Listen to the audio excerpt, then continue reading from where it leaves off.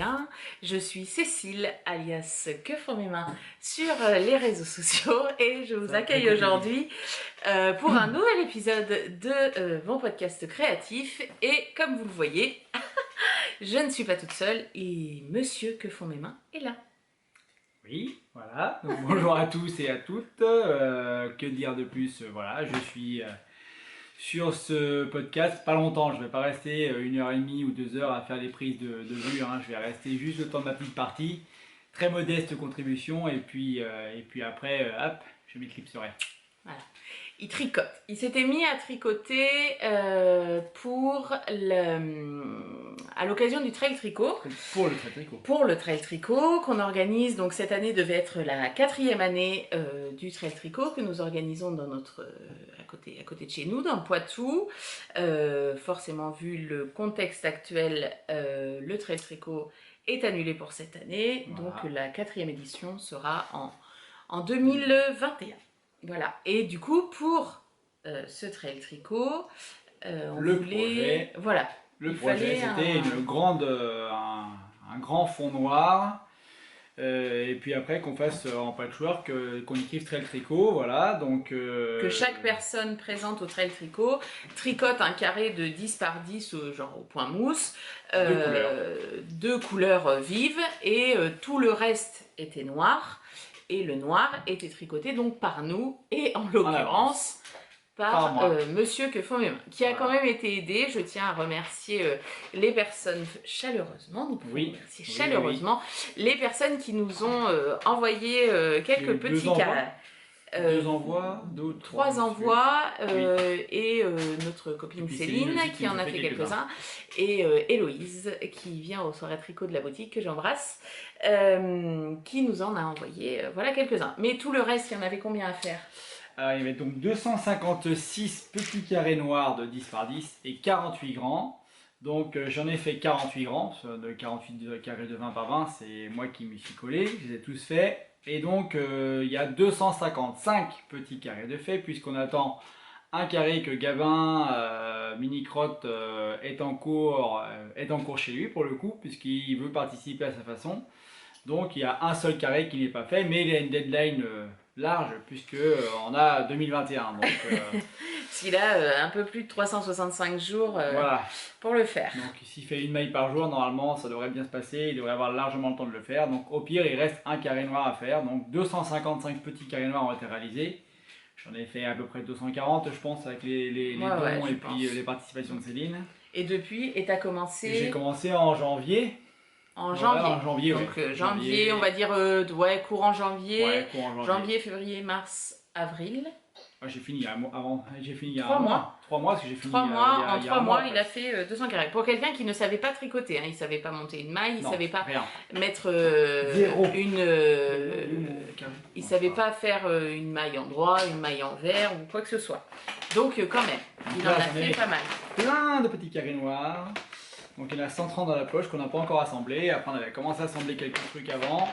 Je pense qu'après la vidéo... On mettra peut-être une photo de ce qui est assemblé. Non, pas de ce qui est assemblé, non, mais de ton truc Excel. Ah oui. Pour montrer l'image en gros de ce à quoi ça devait ressembler. Bah, ça va ressembler, mais dans 1 an et demi au lieu d'être dans quelques mois, quoi. Voilà. C'est comme ça. Donc du coup, il a fait du point mousse. Beaucoup de points mousse. Au départ, tu n'as fait que du point mousse. Oui, beaucoup de points mousse. Et après, il a fallu que je découvre un peu d'autres points parce que je commençais un petit peu à me lasser. J'avais proposé du point mousse en maille en vert. Les gens ont dit que j'avais pas été gentille. Bah, au moins ça changeait. Hein. Donc j'ai quand même fait un peu de jersey. Oui, tu as fait du jersey. Des vrais échantillons en fait. Échantillons, voilà, 10 par 10 pour le coup. J'ai fait du point riz. Point riz, point blé. Voilà, et après j'ai fait quelques autres trucs que j'ai découverts sur tricotin.com avec plein d'autres. J'ai fait d'autres trucs. Plein de points, point tunisien que tu as bien aimé. Point andalou j'ai fait qui était bien. Point andalou que tu as bien aimé. Voilà, donc comme ça lui a appris à faire des mailles ensemble. Ouais, mailles ensemble, mailles glissées, choses comme ça. Parce que j'avais un peu, besoin de changer un petit peu du point mousse strictement parlant, surtout qu'à la fin, j'avais plus que des petits carrés de 10 par 10. J'avais plus que ça à faire, donc au bout d'un moment je commençais à avoir un petit peu marre des carrés de 10 par 10, donc il fallait que je change un petit peu de technique, voilà. que j'avais fini un peu trop rapidement les grands carrés, parce que les grands carrés me permettaient de couper. Je faisais un grand carré, 3-4 petits, un grand carré, 3-4 petits. Il avait même parfois plusieurs en cours, genre 3 carrés en même temps, un petit fil, un grand fil, parce qu'on a fait tout avec des laines beaucoup de restes qui avaient été récupérées, des restes, beaucoup de... Voilà, les filles sans bobine ont été partenaires du projet, nous ont offert gracieusement des pelotes. Puis tu avais acheté un lot de 10 pelotes chez Babou. Ouais, Babou, voilà, qui était pas cher. Avec la laine de récup et tout, on a fait, si j'en ai acheté aussi quelques-unes, la merveilleuse laine brillante là, que j'ai acheté en grande surface. Ah oui. Et puis la laine à poil. Laine à paillettes. Et puis de la laine à poil parce aussi. Que j'ai, pour changer un peu les textures et pour changer un peu la forme, et puis pour quand même avoir un peu de stock d'avance. J'avais un stash très, très relatif, hein, noir, mais bon. Voilà, donc ça c'était fini pour cette partie-là, on n'a plus que l'assemblage à faire. Voilà. Et du coup, en arrivant à la fin de sa réalisation de ces carrés, il était là, mais qu'est-ce que je vais faire Voilà. Je vous rassure, je continue à courir quand même parce que bon, oui, il fait quand même encore des trails. Bon, même si en ce moment les trails se font un peu rares, mais il court un peu quand même. En ce moment, c'est plus tricot que trail, hein, voilà. Non, puis c'est surtout qu'il y a pris goût. Il y a pris goût parce que toi qui bouquinais beaucoup plus le soir, tu bouquines encore, mais c'est vrai que c'est plus facilement maintenant tu prends ton tricot devant la télé. Devant la télé, voilà, plus de tricot devant la télé que le bouquin. Voilà. Le bouquin, je me le réserve pour plus tard. Ça dépend des moments aussi. Alors, il y a des moments où je vais tricoter beaucoup. Je pense comme beaucoup de gens qui font du tricot. Et puis d'autres où je vais me poser et peut-être rarement une journée, mais si, ça peut arriver une journée ou deux où je tricote pas. Oui. Où je fais autre chose déjà le boulot aussi parce que moi j'ai la chance de ne pas être totalement confiné, je vais travailler, donc forcément, comme je vais au travail, le soir, ça me permet de me poser un peu avec le tricot, ou la lecture, ou la course à pied. Et puis c'est détendant. C'est détendant, je sais pas trop si ça permet de faire autre chose sans avoir rebougé derrière. Quoi. Donc à la fin de tes carrés, tu voulais faire... À la fin des carrés, on avait un projet avec Gabin de faire un coussin. De faire un coussin, voilà. Chacun ferait... je sais pas où ils sont. Chacun devait faire un carré,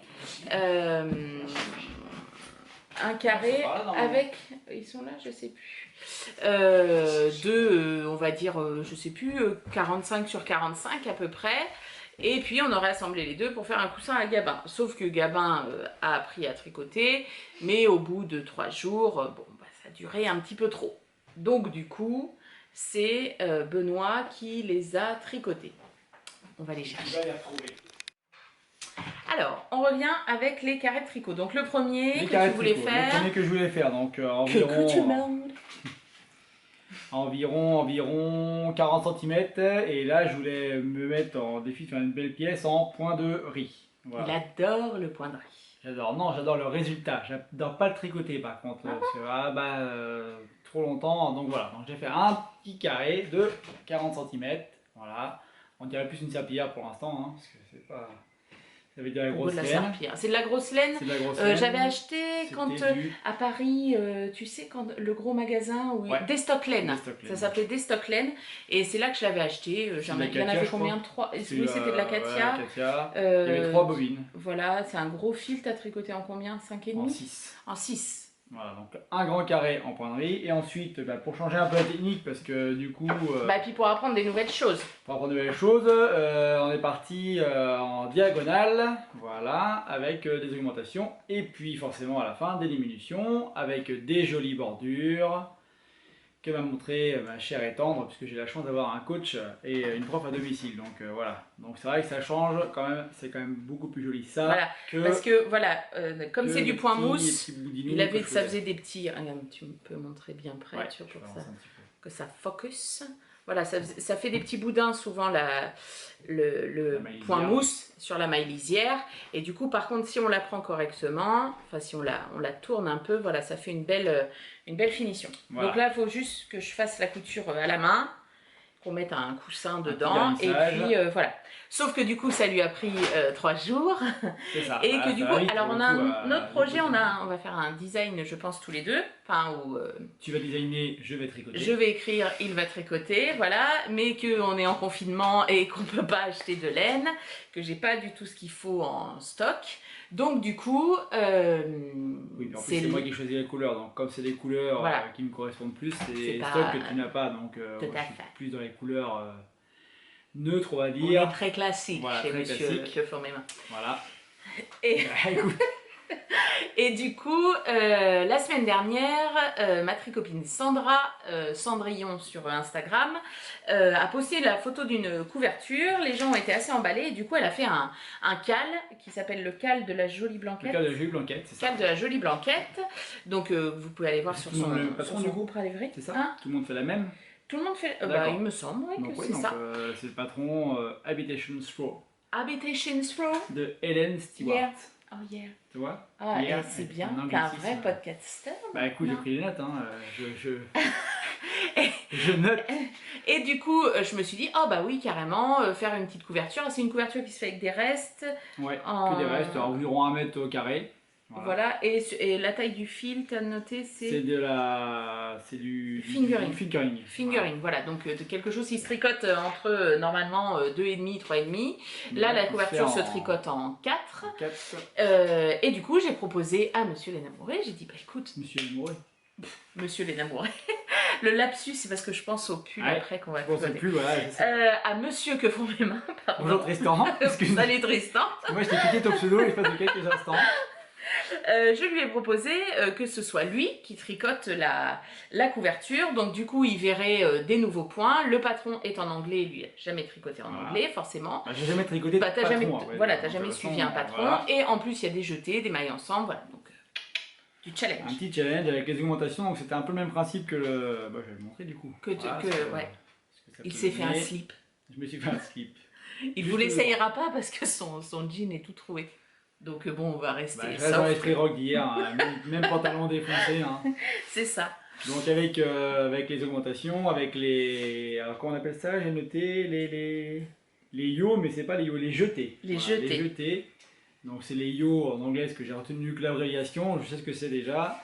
Et donc il y a 10 rangs, et tous les 10 rangs, il y a une ligne de jetés. Regarde, tu peux mettre sur le fond, sur le mur blanc, non mais comme ça on verra bien les... Voilà, on voit bien les jeter. En plus avec le petit... La petite pampille, ça vient de chez Bobine et Pelote, quand elle avait sa boutique. Franchement. Ah ouais, on dirait vraiment un slip, oui.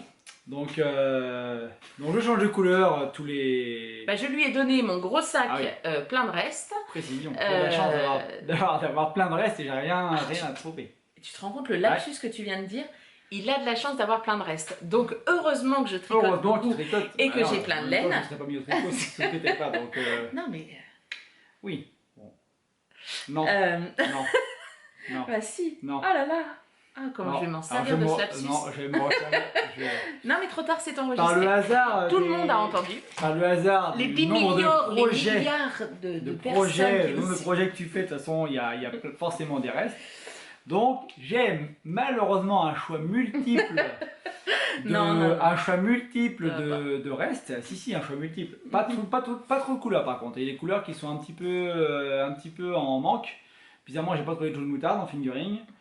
Il y a pas de couleurs qui ne sont pas disponibles, mais du coup après voilà, je fais l'assemblage de la couverture. C'est moi c'est lui qui a choisi les couleurs pour l'instant. Les couleurs et puis voilà. Et puis quand j'ai un problème, heureusement j'ai mon coach à domicile qui vient à ma rescousse. Et d'ailleurs il a eu, tiens fais voir. Un beau petit souci. Un petit souci parce que donc la laine verte là, c'est de la laine drops alpaca, et je me demande si elle a pas, mais je me demande si c'est pas des mythes en fait qui l'ont mangé. Je sais pas. La laine est cassée à plein d'endroits. Non, pas plein d'endroits. C'était juste qu'il y avait un fil qui était. Il y avait une des fibres qui était partie.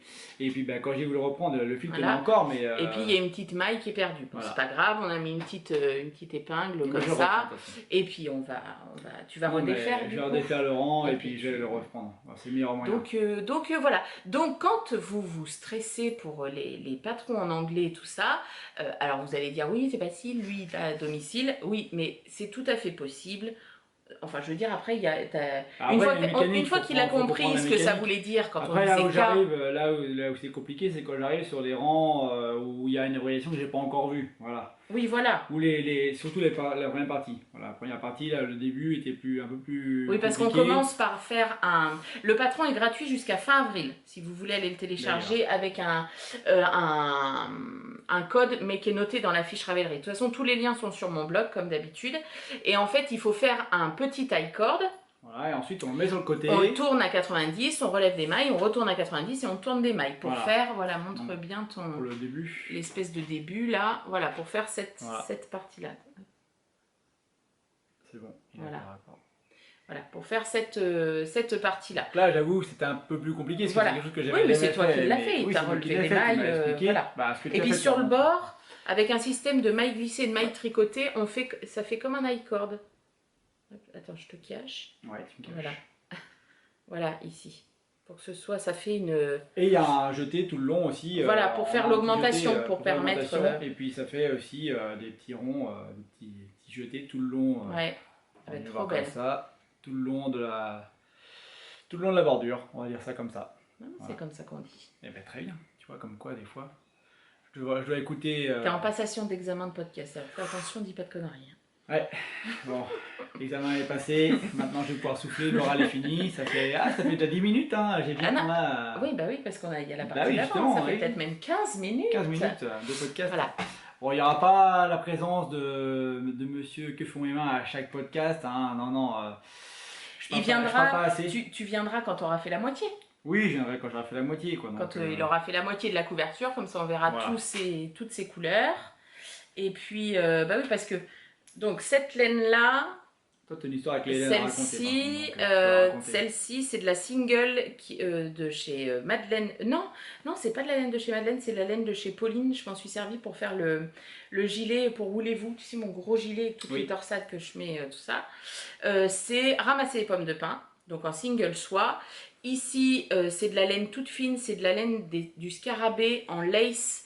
J'avais fait mon brioche Alicius avec, c'est un gris très clair. Par contre, parce que je vais la reprendre. Ouais, elle est vraiment trop fine. Parce que là, c'est tricoté il tricote en 4. Lui, il préfère les aiguilles en bois. Il n'aime pas les aiguilles en métal. Ça glisse trop. Bah oui.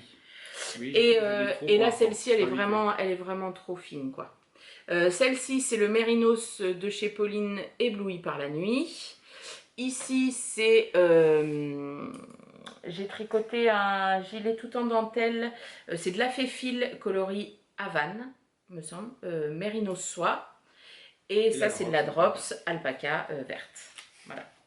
Donc comme ça, qui était très bien, qui m'a fait faux bond au dernier rang, juste au moment de... Elle est bien celle-ci, moi je fais mais elle est bien, il n'y a pas eu de problème jusque là, il y a juste eu cette case qui tombait pile dans le dernier rang et je voulais pas qu'elle tombe là. J'avais pas forcément prévu, donc je vais le reprendre. C'est comme tout, on défait, on refait. On défait, on refait. Ça, c'est des laines rentables. Quand on défait, on refait. Voilà. Oui, c'est vrai, tu me dis toujours ça quand je défais. Quand tu défais, tu dis ah non, je me suis trompé. Ben, ça, c'est des laines rentables. Donc le stock de Taylor, c'est pas rentable. Par contre, les laines qu'on défait, qu'on refait, donc celle-ci est rentable parce que et d'une, je l'ai pas acheté, j'ai tapé dans ton stock. Et de deux, je défais pour refaire. Donc là, c'est très rentable. Très rentable. Donc j'ai appris des trucs en anglais, j'ai appris des trucs en français, et puis du coup, bah, je fais comment dire, je fais le cal, du coup. Je fais mon premier cal aussi. Mais indirectement, parce que c'est toi qui es inscrite officiellement. Bon, après, voilà. Pour l'instant, je me suis pas encore inscrite. Ah bah voilà. Moi, non, mais je vais y aller, je mettrai monsieur Que font mes mains. Voilà. Et puis ben voilà, on va défaire et reprendre, et puis je vous laisse avec Cécile qui va parler encore pendant environ 2 heures. Et puis je vous dis à bientôt. Je ne vois pas du tout de quoi il parle. Bye bye, monsieur Que font mes mains. Bye bye. Alors, monsieur Que font mes mains est reparti. Donc comme on était sur ces projets en cours, on va continuer sur les projets en cours. Et je ferai après mon projet terminé qui est là, qui est tellement bon. Pardon. Alors, projet en cours. Le projet en cours actif que j'ai en ce moment, c'est un test pour Aurélie la poule. Je vous présente d'abord la laine. Donc, c'est de la Fonty Fonti, Ombelle de chez Fonti et la couleur, alors je sais pas trop où est-ce qu'il note la couleur, je pense que c'est la 1023 là qui est notée ici. Voilà. Et donc c'est un rouge, je sais même pas si vous voyez vraiment, elle ressort toujours fluo, mais elle est rouge, rouge. Donc c'est un pull absolument pas de saison, qui se tricote en 5 et qui se commence donc par le haut. Et c'est un gros col roulé. Hop, je vais vous le mettre façon col roulé, voilà. Hop. Et puis là j'ai juste commencé les augmentations de raglan. Donc le col roulé est en côte de 2 et après le corps est en jersey. Alors, je ne sais pas du tout ce que vous voyez. Voilà, ça fait un petit côté déjaugé que j'aime bien. Et sur le devant et sur les manches, on aura une sorte de plastron, c'est comme ça que c'est appelé dans le patron, avec des torsades. Voilà, vous voyez, j'ai juste fait la première ici. Il y en aura sur les côtés et il y en aura également sur les manches. Donc voilà, moi je teste la taille 150 de tour de poitrine. Il est recommandé avec pas mal d'aisance et c'est comme ça que je le visualise bien. Donc voilà, un col roulé pour l'instant. Alors la laine de chez Fonti, la Ombelle. Donc je vous ai pas dit ce qu'il y avait dedans. On a du 75% mohair, 20% laine et 5% polyamide. Donc c'est une laine qui est très poilue. Je ne sais pas si vous voyez, elle est très poilue. Vous dire, alors là on la tricote en fil en simple, hein, en 5,5 même, en fil simple, vous voyez il y a beaucoup de poils. Pas un fil, enfin le fil au centre est régulier mais les poils ne sont pas forcément réguliers. Voilà. Vous dire que c'est un plaisir à tricoter, non. c'est pas, comment dire, j'éprouve pas un plaisir énorme à la tricoter. C'est pas doux, c'est pas rêche. Je pense que les gens sensibles ne supporteront pas. Alors si vous n'aimez pas le mohair, c'est non. Si l'alpaca, tout ça, vous pique, je pense que ça peut vous piquer. Après, l'échantillon que j'avais fait, donc je l'ai lavé, donc elle a un petit peu gonflé au blocage et ça s'est un peu adouci, mais c'est pas la folie quoi. Après, ce sera un pull concrètement d'hiver où je porterai une robe dessous ou du moins quelque chose 3/4. Donc voilà. Mais j'adore. Alors vraiment, il n'est pas de cette couleur. Hein, j'essaierai de vous le faire ressortir mieux en photo. Je sais pas si je fous un truc blanc derrière. Est-ce que j'ai de blanc là? J'ai rien. Non, ça ne marche pas du tout.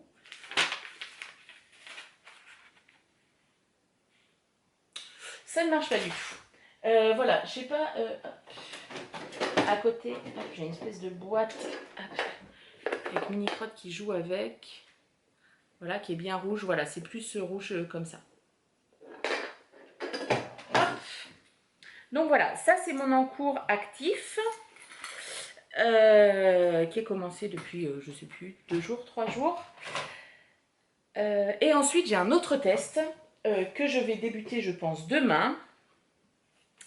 Qui sera un test pour Mélina, le petit panda. Ce sera son gilet truc adoré qu'elle a fait, donc avec une belle dentelle devant. C'est son premier raglan où elle a mis en place sa gradation pandatesque. Donc j'ai tellement hâte. Et donc j'ai rangé ma salle de couture. Et en rangeant ma salle de couture, je suis retombée sur un sac où j'avais plein de pelotes que j'avais achetées il y a très longtemps. Je l'avais acheté sur Laine et Tricot. C'est de la Holzgarn.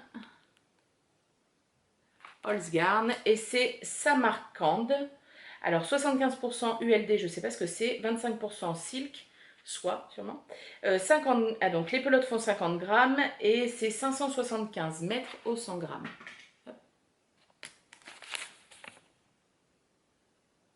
Voilà. Parce que ce gilet, je l'imagine un peu, comment dire, un peu rustique, vous voyez, alors beige comme ça, parce que j'en ai pas beaucoup et que ça me manque. Sur des robes très colorées, tout ça. Parfois, j'aime bien avoir quelque chose qui calme. Donc voilà, et hop, l'échantillon. Et là, je tombe nickel en aiguille 3,25. Donc, j'ai toujours entendu parler de la Holzgarn, alors Coast plus précisément. Là, c'est une laine qui est sèche, qui est rêche. Alors, non, pas rêche, sèche. C'est vraiment ça. Hop, je vous sors la petite pelote. C'est une laine qui est sèche. Alors ça, par contre, elle ne pique pas du tout. Enfin, moi, je trouve pas qu'elle pique du tout. C'est un fil assez irrégulier, qui fait un peu rustique comme ça, et où, concrètement, c'est deux brins qui sont pas très retordus.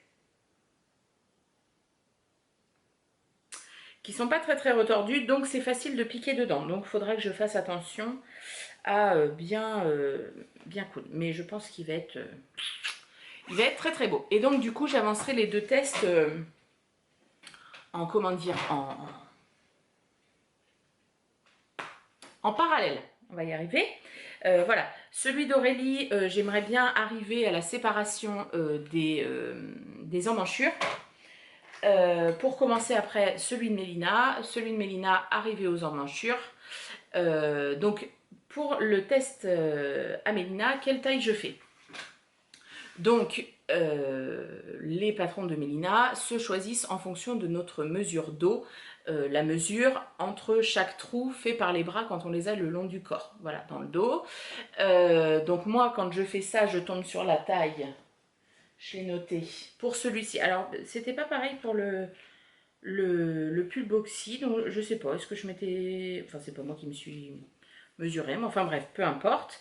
Là, je tombais sur la taille 7, et après, elle nous dit de prendre notre tour de poitrine, donc chez moi qui est de... je ne sais plus. Bref, ça fait option 2. Alors tout ça est expliqué très bien dans un guide, voilà. Ça a l'air très compliqué comme ça, mais je vous l'ai déjà dit, il suffit de se poser, voilà, 10 minutes, que quelqu'un vous prenne toutes les mensurations. Une fois qu'elles sont prises, elles sont prises. À moins que vous soyez dans une période de régime ou que vous prenez du poids de façon importante dans les mois qui arrivent, voilà, les mensurations ne bougent pas comme ça. Et moi, je fais une adaptation poitrine parce que hashtag balcon fleuré. Je ne fais pas d'adaptation hanche parce que je n'ai pas de hanche. En fait, moi j'ai une morphologie en H tendance V. Voilà, moi je fais comme ça et hop, ça repart comme ça parce que j'ai les épaules quand même assez larges. Donc voilà, vous savez tout sur les deux encours que je vais avoir. Hop là, ça c'était le téléphone. Et ensuite, il y aura un projet qui se montera après, qui sera un prochain design. Je vous en parle depuis un moment. Je veux faire un gilet en mohair, uniquement en mohair. Voilà. Donc avec, alors, il y a un essai de dentelle, mais je suis pas complètement satisfaite de ce que j'ai fait. Mais voilà. Donc c'est vous voyez à peu près la bonne couleur. Alors, c'est du mohair de chez Pauline, laine amourée, qu'elle m'avait offert dans mon calendrier de l'Avent. Et il me semble me souvenir qu'elle avait eu un... Enfin, c'était un peu un... Comment dire? Un mohair qui est pas exactement comme ça chez elle. Parce que c'était genre une erreur de chaudron ou truc comme ça. Moi, j'avais craqué dessus, elle me les avait offerts. Ça s'appelle Fleur d'automne. Voilà. Alors, c'est plus bordeaux et le mohair ressort clair dessus. Alors vous le voyez beaucoup trop clair. Hop là. Voilà, et c'est sa base Orphée, son mohair, fleur d'automne. Voilà, donc j'en ai 4 écheveaux. C'est un gilet qui sera plutôt à mi-cuisse, je pense. Des manches bouffantes et qui partent après en évasé. Enfin, voilà. Bon, ça c'est pas tout de suite, mais bon, j'ai fait l'échantillon, donc je souhaitais vous le montrer. Voilà. Il me semble que c'est à peu près tout pour les encours. Ouais, c'est ça.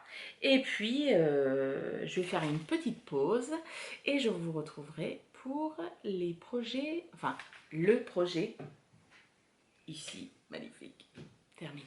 À tout de suite.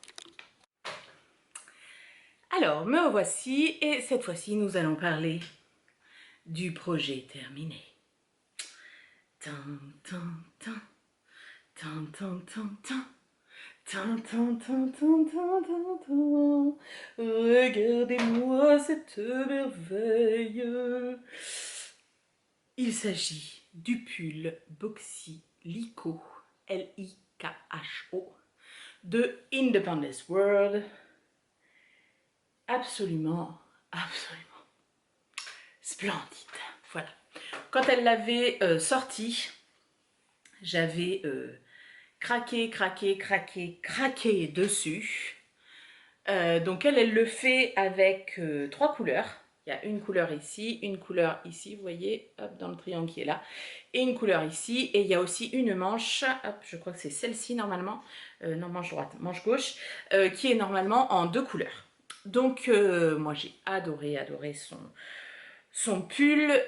Une de ces testeuses, Marie-Lorraine, que je vois en soirée tricot, à qui je fais des bisous, donc l'avait testé pour elle, l'avait fait, il était magnifique, et je m'étais dit, je le tricoterai. Moi ça fait très longtemps que je veux un pull boxy, et puis voilà, l'occasion s'était jamais trop présentée. Et à Noël, ma chère Pauline, l'énamourée, m'a offert un magnifique cadeau de Noël. Elle m'a offert de la laine, moi j'adore. De la laine, et c'est une nouvelle base. Alors je ne sais pas quand est-ce que elle va la commercialiser. Elle en a parlé un petit peu sur son compte, et donc je vous dévoile, enfin je l'ai dévoilé sur Instagram s'il y en a qui l'ont vu. C'est sa base Pandore. Et Pandore est constituée de 50% cachemire et 50% soie. C'est une merveille de douceur. Et le coloris, donc forcément c'est pas moi qui ai choisi puisque c'était un cadeau, c'est M comme Mademoiselle. Donc c'est un magnifique bleu, voilà, hyper lumineux, magnifique. Une couleur que j'aurais pas forcément choisie, et oh mon dieu, qu'est-ce que j'aurais mal fait. Et donc elle m'en a offert 4 écheveaux, et donc du coup je me suis dit, oh, mais mon dieu. Alors je savais que la base allait être pleine de drapés, de légèreté, de tout ce qu'on veut. Donc je me suis dit, ah mais voilà, le projet parfait, le pull Likho. Donc je suis partie sur ce magnifique pull Likho. Donc il a la gradation pandatesque, forcément. Moi donc pour ce pull là je suis en taille 5, option 2, avec ajustement poitrine. Donc les ajustements et la gradation pandatesque sert à faire beaucoup de choses. Elle sert à ce que le pull ne se barre pas. Alors je peux vous l'essayer, même si concrètement ça va rien donner avec ce que j'ai en dessous, parce que ça va dépasser, mais bon c'est pas grave. Hop. Hop, voilà, je vous l'essaye. Hop, voilà, je le place correctement. Donc il sert à ce que le pull ne fasse pas ça. Voilà, chose qui arrive très souvent, notamment quand on a de la poitrine qui ne va pas forcément avec la carrure dos, ce qu'elle explique dans sa gradation. Ensuite, donc c'est un pull qui a beaucoup d'aisance, hein, vous le voyez, mon corps, si je le colle d'un côté, voilà, mon corps s'arrête là. Donc on a tout ça d'aisance. Qu'est-ce que je voulais dire d'autre? Oui, moi, par rapport à mon option 2 de poitrine, j'ai une petite adaptation. En fait, c'est pas une adaptation, c'est que ça découle de tout le patron que j'ai fait selon mes options à moi, pour que l'encolure soit bien, tienne, et vous voyez, ça arrive au même endroit que mon body, donc ça veut dire que, enfin, je le porte sans rien en dessous, autant vous dire que la laine gratte tellement que je le porte à même la peau, voilà, parce que j'aime bien être un peu sadomaso. Non, bien évidemment, elle ne gratte pas, hein. Autant vous dire que là, vous pouvez vous faire des petites culottes, des lingettes, tout ce que vous voulez. Il n'y a aucun problème, ça passe. Donc ça, c'est voilà, extrêmement décent, pas de problème. Et il y a une petite adaptation, alors ça c'est l'adaptation poitrine que j'ai fait au moment de réunir le corps et les manches. Alors je l'enlève parce que ça tient quand même chaud et j'ai des manches 3/4 dessous. Dû à mon balcon fleuri. Donc ce pull se commence par ces 2 bandes de point mousse, hop, que vous avez sur les épaules. Hop. Voilà, ici, et on fait la même chose de l'autre côté. Ensuite, on vient relever des mailles pour faire.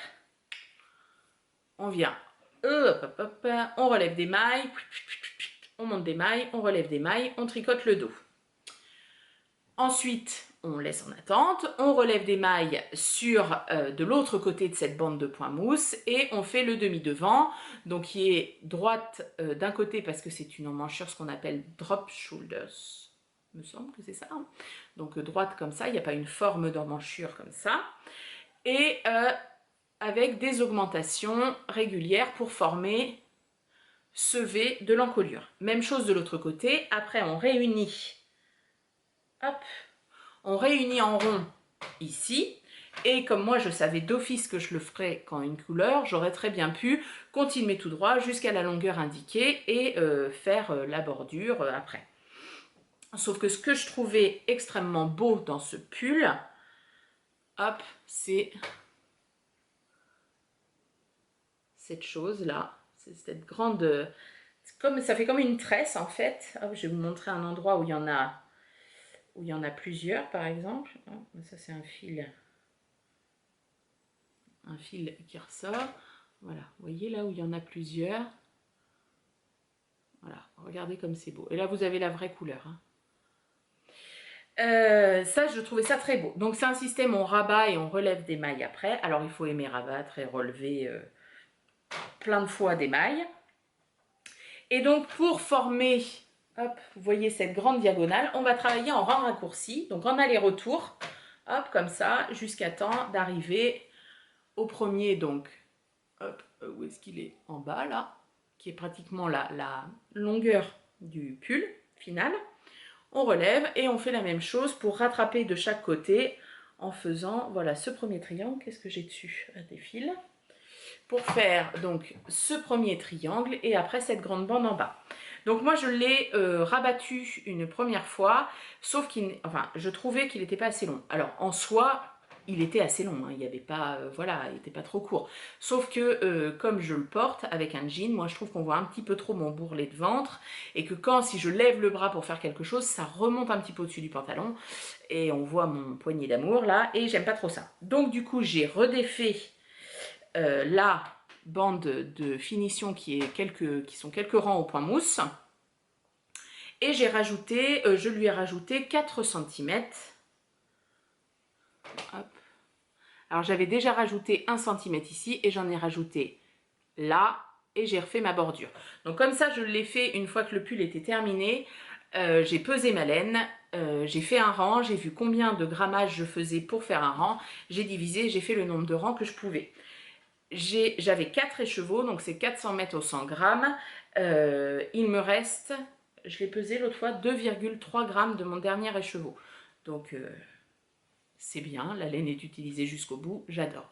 Donc ça c'est le corps. Et ensuite on vient relever des mailles pour les manches. Moi je n'ai pas fait l'adaptation bras, parce que j'en avais pas besoin par rapport aux mesures, et c'est très bien comme ça. Et donc on tricote en rond, et on termine par une petite bordure au point mousse ici. Et normalement sur la manche, ici on a une espèce de... On refait des rangs raccourcis pour avoir une espèce de chaînette ici, sur une des manches. Bon, moi je ne l'ai pas faite parce que du coup je me suis dit non, sur le corps ça me suffit. Je voyais pas l'intérêt de le faire sur ma manche en unicolore. Voilà, et on fait l'autre manche de la même manière. Et ensuite on vient relever, donc elle donne bien combien... il faut relever tous les temps de rang, ici il faut relever toutes les mailles ou tout ça, donc ça c'est très très bien expliqué. Et on fait donc, voilà, on a quelques diminutions au milieu ici, Voilà, on en a un petit peu dans le dos et ça c'est extrêmement astucieux.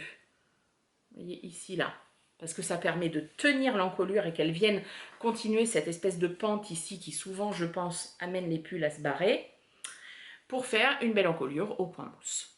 Voilà. Il est très très très beau. La laine est magnifique. C'est un très très très beau cadeau de Noël.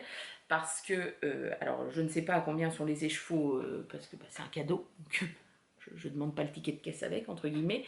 Voilà, 50% cachemire, 50% soie. Vous vous doutez que c'est pas un écheveau à 15 balles, quoi. Hein. Voilà, c'est de la laine luxueuse qui est très très très très très belle. Voilà, si vous avez l'occasion de la toucher, ne serait-ce que de voir, c'est très très beau. Après, on m'a posé la question, est-ce que ça bouloche? Alors là, on va pas se mentir, 50% cachemire, 50% soie, ça va boulocher, c'est sûr. Alors, ça fait... Je l'ai porté 3 jours, 4 jours. Vous voyez, hop, il y en a une petite ici. Voilà. Après, à voir dans le temps, voilà ce que va donner. Est-ce que le cachemire, au bout d'un moment, va s'arrêter? Je ne sais pas. Moi, c'est pas grave, je l'aime d'amour, donc je m'en fiche. Mais voilà, avec une composition pareille, bon, c'est un petit peu normal, j'ai envie de dire. Voilà, ça lui donne un drapé très très beau. C'est très agréable. Ça tient chaud, ça tient... Enfin, c'est un petit peu entre les deux, c'est vraiment sympa. C'est voilà, c'est très étonnant. Alors, ça glisse sur les aiguilles, mais c'est pas non plus un truc... vous voyez, la nana qui a encore envie de le reporter. Voilà, je l'aime beaucoup, beaucoup, beaucoup, beaucoup. Alors, j'ai pas trouvé encore le moyen... alors là, j'ai les mots posés sur mes seins, très classe, de le porter avec une robe. Mais il faut que je trouve. Parce que je me suis dit, ça sur une robe, oh, j'adore. J'adore. Vous l'avez beaucoup aimé sur Instagram. Je vous remercie de tous vos mots gentils. Franchement, voilà. Bravo Mélina. C'est top.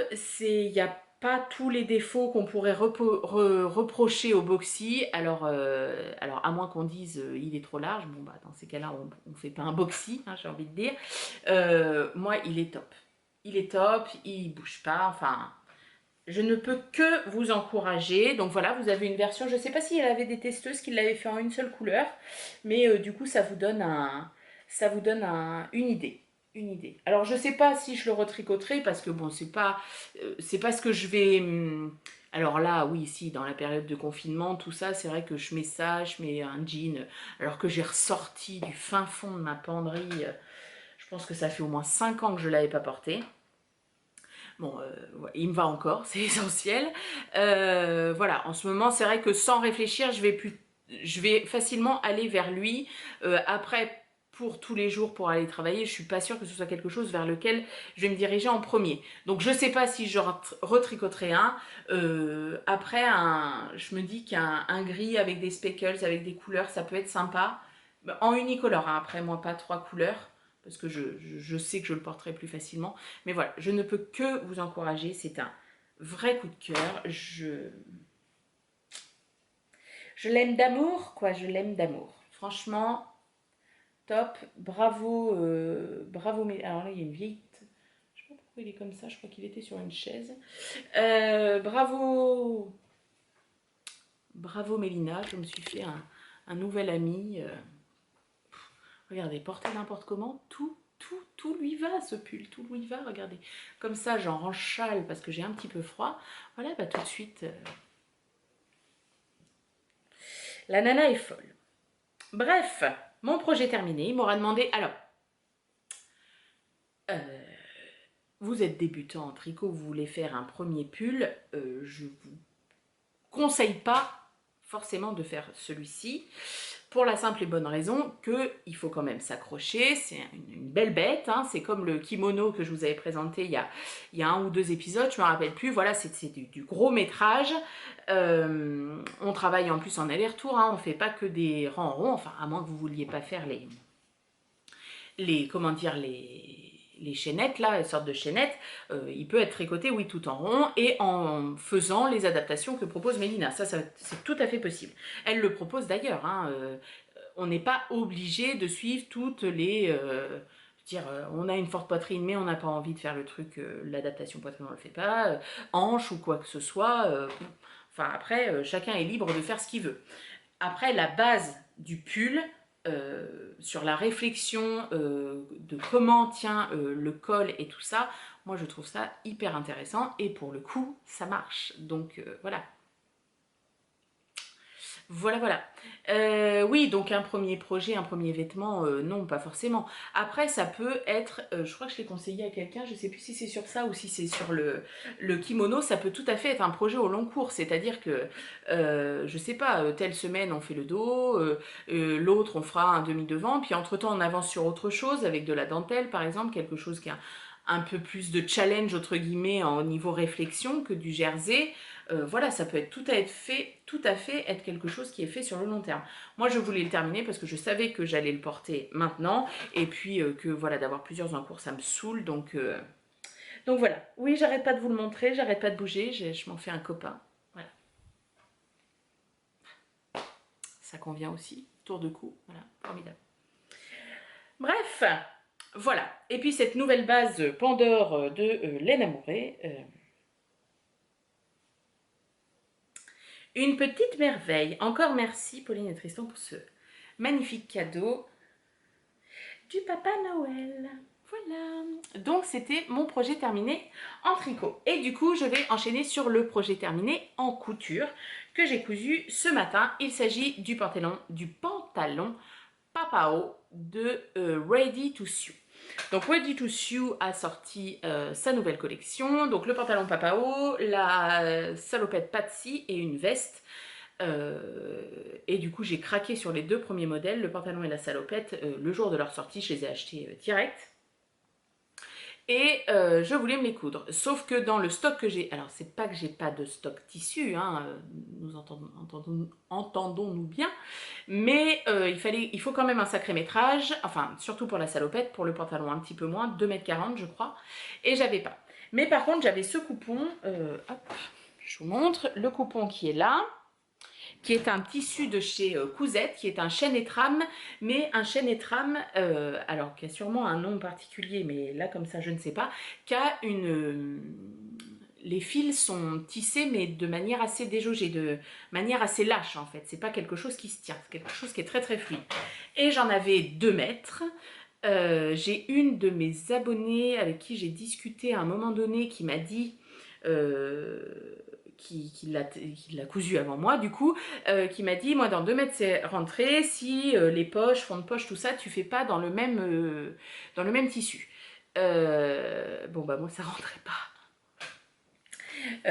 avec les fonds de poche, donc j'ai fait la version, il y a 2 versions, une version avec une grande poche sur le côté et une version sans poche. J'ai fait la version sans poche, les parmentures à l'intérieur ne sont pas faites dans le droit fil, on va être clair, voilà, parce que sinon ça rentrait pas. Et la ceinture est faite donc dans le tissu comme ça, là, un peu. Ça fait Vichy en fait, violet, enfin prune et noir, et de l'autre côté c'est noir. C'est le reste de mon pantalon addict des bobines patterns. Voilà, sinon ça ne rentrait pas. Donc le pantalon Papao. Alors hop, je baisse un peu. Donc le pantalon Papao, hop, je vous le détache, c'est une sorte de pantalon portefeuille. Enfin c'est un pantalon auquel on vient rajouter cette grande pièce là, qui est en triangle, qui va jusqu'à l'entrejambe, et cette pièce à laquelle on a rajouté les deux liens, vient se replier, hop, pour faire, donc, voilà, vous voyez, hop, comme ça, et puis faire le tour du corps. Et on a des passants, ici, vous voyez, pour que la ceinture ressorte. Derrière, on a un passant pour passer les 2 liens, et on a une poche, ici. Plus décorative qu'autre chose. Voilà, et après, c'est un pantalon qui est... Hop, je me mets le pied sur ma... Vous voyez, qui est assez large, hein. Voilà, et donc, on fait passer les 2 ceintures. Alors, je vais les passer correctement. Oui, mais je suis là. T'excite pas. Hop, voilà. Pour faire un nœud ici. Alors moi je suis pas habituée à porter des pantalons si hauts. Alors avec je porte mon body que je me suis fait à partir du patron de maillot de bain. Parce que je trouve que ça me grossit encore plus ici. Mais alors celui-là, c'est comme ça qu'il doit être porté. Alors attendez, je monte sur ma chaise. Hop, vous voyez? Voilà, il tombe pas mal. Et donc du coup, Ready to Sew a sorti cette collection avec toute une réflexion aussi au niveau de la morphologie. Et elle a fait des, comment dire, comme des demi-tailles en fait. Normalement les tailles, très souvent on a 32, 34, 36, 38, 40, 42, 44, 46, 48, 50, 52, etc. jusqu'à la taille que l'on souhaite. Enfin que l'on trouve du moins. Donc toujours de 2 en 2 et parfois avec certains écarts entre... Alors, descends-moi, s'il te plaît. Entre les tailles. Et elle, du coup, elle a fait une taille 40, 41, 42, 43. Alors, il y en a avant. Moi, j'ai imprimé la version grande taille, entre guillemets. Et j'ai cousu la taille 50... 51. Ah, j'ai un doute. Il me semble que c'est la taille... Enfin, de toute façon, il y en aura d'autres, hein, donc autant vous dire que voilà. Il me semble que j'ai cousu la taille 51 parce que moi, de taille mon tour de taille et mon tour de hanche, c'est la même chose. Je fais 114. 113, 114, quelque chose comme ça. Quand je vous dis hein, que je suis comme ça, enfin comme ça, moi je suis comme ça, comme ça. Donc voilà, et elle préconise 8 cm d'aisance sur les hanches. Donc moi par rapport aux mesures lambda, autant vous dire qu'aux hanches, il n'y a pas de problème, j'ai l'aisance sans problème. Hein. Voilà. Mais le truc c'était de passer le bide. Donc j'avais ce tissu-là qui aurait pu correspondre. Et comme j'étais pas sûre de comment il allait vieillir, je vous en ai parlé la dernière fois, j'avais Marie Blachère, une tricopine, hein, oui, une tricopine, qui fait de la couture aussi, qui était venue, je crois, au trail l'année dernière, où on s'était rencontrés sur un salon, je sais plus, qui avait une tunique dans ce tissu-là et qui m'avait dit ah, il bouloche pas mal. Donc du coup, je me suis dit, je vais faire celui-ci, un pantalon, alors entre les jambes, forcément ça frotte, mais bon, ça sera peut-être mieux. Et puis je me dis, plutôt que de commander un lin qui va me coûter plus cher, etc. etc. Donc je l'ai fait dans ce tissu-là. Donc c'est rentré, dans ma version c'est rentré. Donc je vous ai pas montré, mais à l'intérieur, hop, mince. Voilà, on a la parmenture qui est là, qui est cousue. Hop, voilà. Donc on a deux dos, enfin deux pantalons dos avec donc une poche sur un. On a deux grandes pinces, vous les voyez ici, hein, qui donnent un effet un peu comme ça au pantalon. Je sais pas trop comment ça s'appelle, bref. Voilà. Ensuite on a un devant normal, donc avec la fourche comme ça, avec une pince, et on a un autre devant qui est un peu atrophié d'une partie, auquel on peut rajouter une pince. Donc le devant qui est atrophié d'une partie, et donc cette espèce de grand triangle que je vous ai montré qui se replie après, qui possède la fourche du pantalon. Donc on a différentes coutures à faire, c'est très très bien expliqué, les dessins sont assez précis, enfin moi j'ai pas eu de soucis, et on vient coincer ces liens là à différents endroits, et certaines coutures que l'on ne fait pas sur toute la hauteur en haut pour faire le passant, pour passer le lien du coup. Et on rajoute le passant du dos. Donc la couture s'est bien passée, après le tissu n'est concrètement pas du tout, mais alors pas du tout adapté à ce genre de patron. Alors pas parce qu'il est trop fluide, hein, c'est au contraire hyper agréable, enfin je vais vous dire, je peux faire du yoga, me tendre la jambe comme ça craque pas, il n'y a pas de problème. Mais par contre, du fait du chaînage du tissu qui est assez lâche, le tissu bouge beaucoup. Et du coup, alors, bon, j'ai pas fait du tout de raccord, en même temps, comme le motif est tout petit, que c'est dans un pantalon qui est assez fluide, qui se plie et tout, je pense que c'est pas très grave. Personne n'entraînera rigueur. Mais alors par exemple pour faire la poche du dos, donc bien plié au fer, machin et tout, pas de problème. Mais alors après ça, le tissu bouge en fait. Donc c'est pas, le tissu était pas top pour ça. Après pour une première version, pour voir si le patron me convenait, tout ça, c'est très bien. Donc du coup, vous pensez bien que j'ai déjà réfléchi à ma prochaine version. Bon, qui ne va pas arriver tout de suite parce qu'il faut que je puisse commander du tissu et qu'en ce moment, je ne commande pas. J'ai repéré plusieurs lins. Alors, il y a un article sur le blog de Ready to Sew pour le grammage qu'elle conseille, etc., etc. Donc moi, je partirais bien, alors pas forcément sur un truc qu'elle conseille d'ailleurs, sur du lin tencel. Je n'ai jamais cousu, j'aimerais bien. Ouais, parce que je me dis en pantalon, enfin voilà, même de fin de journée ou quoi, enfin vraiment il est très agréable. Alors, on est d'accord, c'est pas le pantalon qui met le plus en valeur la silhouette. Donc, c'est-à-dire que, hop, si je me recule, voilà, alors au départ, moi je l'avais mis comme ça. Sauf que comme ça, ressortent, hop, je sais pas si on les voit bien, mais mes bourrelets ici, donc j'aime pas trop. Et puis il est trop long. Donc il faut vraiment le porter. Alors ma taille, si j'en avais une de dessinée, elle serait ici. Voilà, portée à la taille. Voilà, de profil. On est d'accord, c'est pas forcément... comment dire, ce qui est le plus, voilà, ce qui est le plus saignant. Après, je pense qu'avec un beau tissu, machin et tout, ça peut faire une... habillé pour une soirée quoi, avec un beau débardeur ou un beau body. Donc du coup, autant vous dire que j'ai passé l'autre soir 1h30 sur le site de Lulu la Luciole pour me trouver des beaux jerseys, pour me faire des bodys. J'ai fait un panier, j'ai pris en photo l'écran de la tablette pour pouvoir les commander après. Bref, et puis voilà, du lin pour m'en refaire une. Et puis de toute façon, je vais me commander du lin aussi, alors cette fois-ci pas tencel, je pense du lin, pour me faire la salopette. Je vais me faire la salopette. J'ai vu celle que s'est fait Leigram, magnifique. Donc voilà. Donc c'est ma seule cousette du moment. En même temps, hein, j'ai envie de vous dire, on ne s'est pas vu il y a longtemps. Donc c'est un peu normal que voilà. Je suis très contente de mon pantalon Papao. Donc on va essayer de faire des belles photos. Alors aujourd'hui, le temps est dégueulasse. Donc voilà, ce sera pour plus tard. Mais franchement, il est top. Il est top, il est très agréable.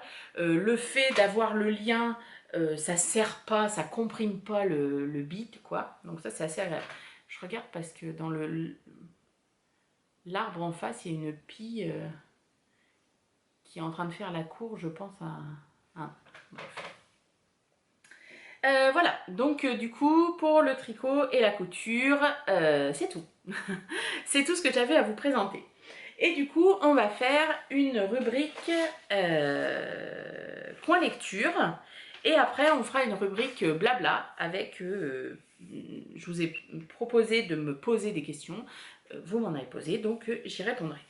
Alors, le point lecture. Sur cette période, enfin depuis la dernière fois, j'ai lu 3 livres. Le premier livre que j'ai lu, c'est Ce qu'il reste de nous. Alors, j'ai pas l'auteur. Hop, je vais vous chercher rapidos. Ce qu'il reste de nous. Ça doit être ça. Non, c'est pas ça. Mince, j'ai plus le titre. Ah! C'est pas ce qu'il reste de nous, ce qu'il restera de nous. Peut-être.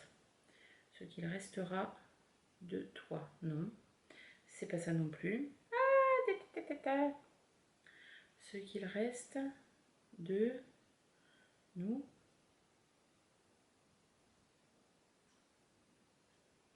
Ah, j'avais persuadé que c'était ça. Enfin, si, ce qui reste de nous. Mais c'est pas le plus connu. De Jill Santopolo. Oh, je vous mets toujours le truc.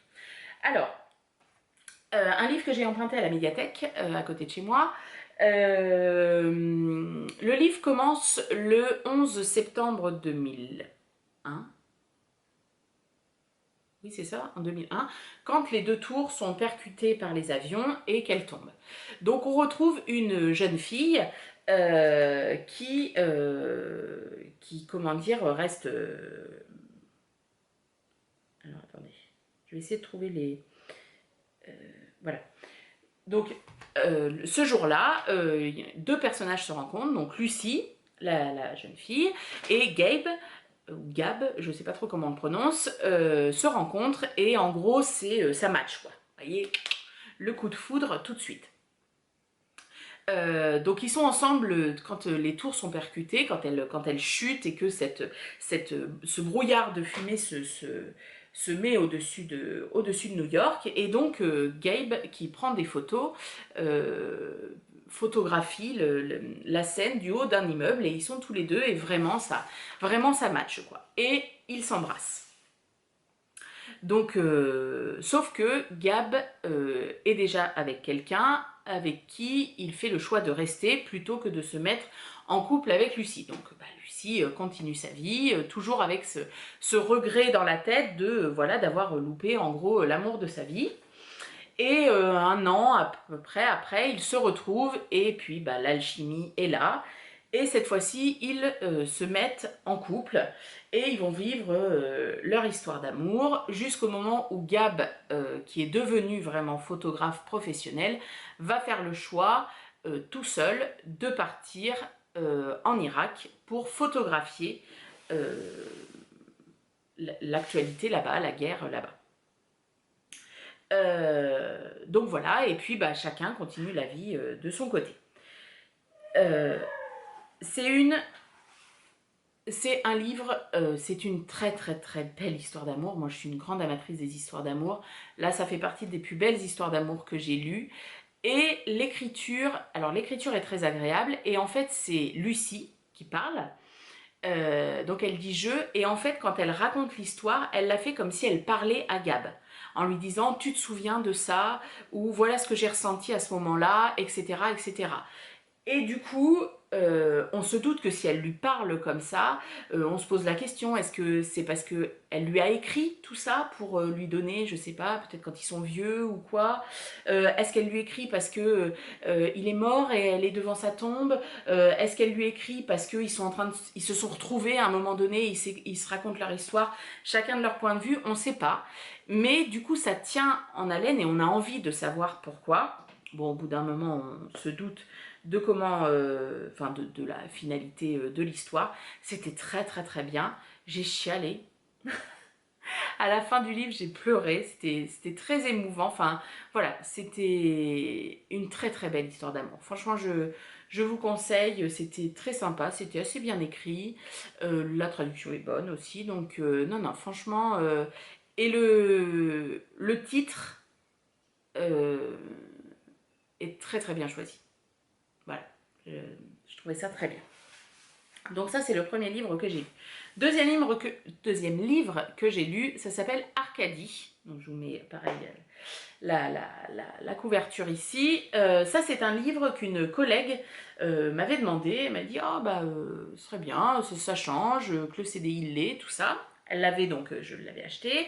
Elle l'avait emprunté, elle avait beaucoup aimé. Elle m'avait dit, c'est drôle, machin, faut que tu le lises. Donc là, quand je suis allée au lycée le premier jour du confinement, j'ai pris pas mal de livres pour cette période-là. J'avais pris ce livre-là et je l'ai commencé.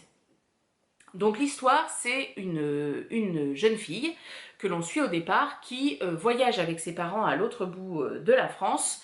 Sa mère est atteinte, alors je ne me rappelle plus la maladie, mais en gros, elle est affectée par toutes les ondes qui peuvent nous entourer. La Wi-Fi, les ondes, enfin tout ce qu'il y a dans l'air, en gros, l'affecte et la rend profondément malade. Et donc du coup, ils ont entendu parler sûrement d'un endroit donc, qui s'appelle Liberty House, où en gros ils recueillent les gens un peu désœuvrés comme ça qui n'ont pas d'autre solution. Donc Liberty House, on comprend très très vite que c'est une secte en gros, et que le gourou à la tête de la secte s'appelle Arcadie. Donc du coup, cet enfant, au départ elle doit avoir 8 ans je pense, va avec ses parents et sa grand-mère dans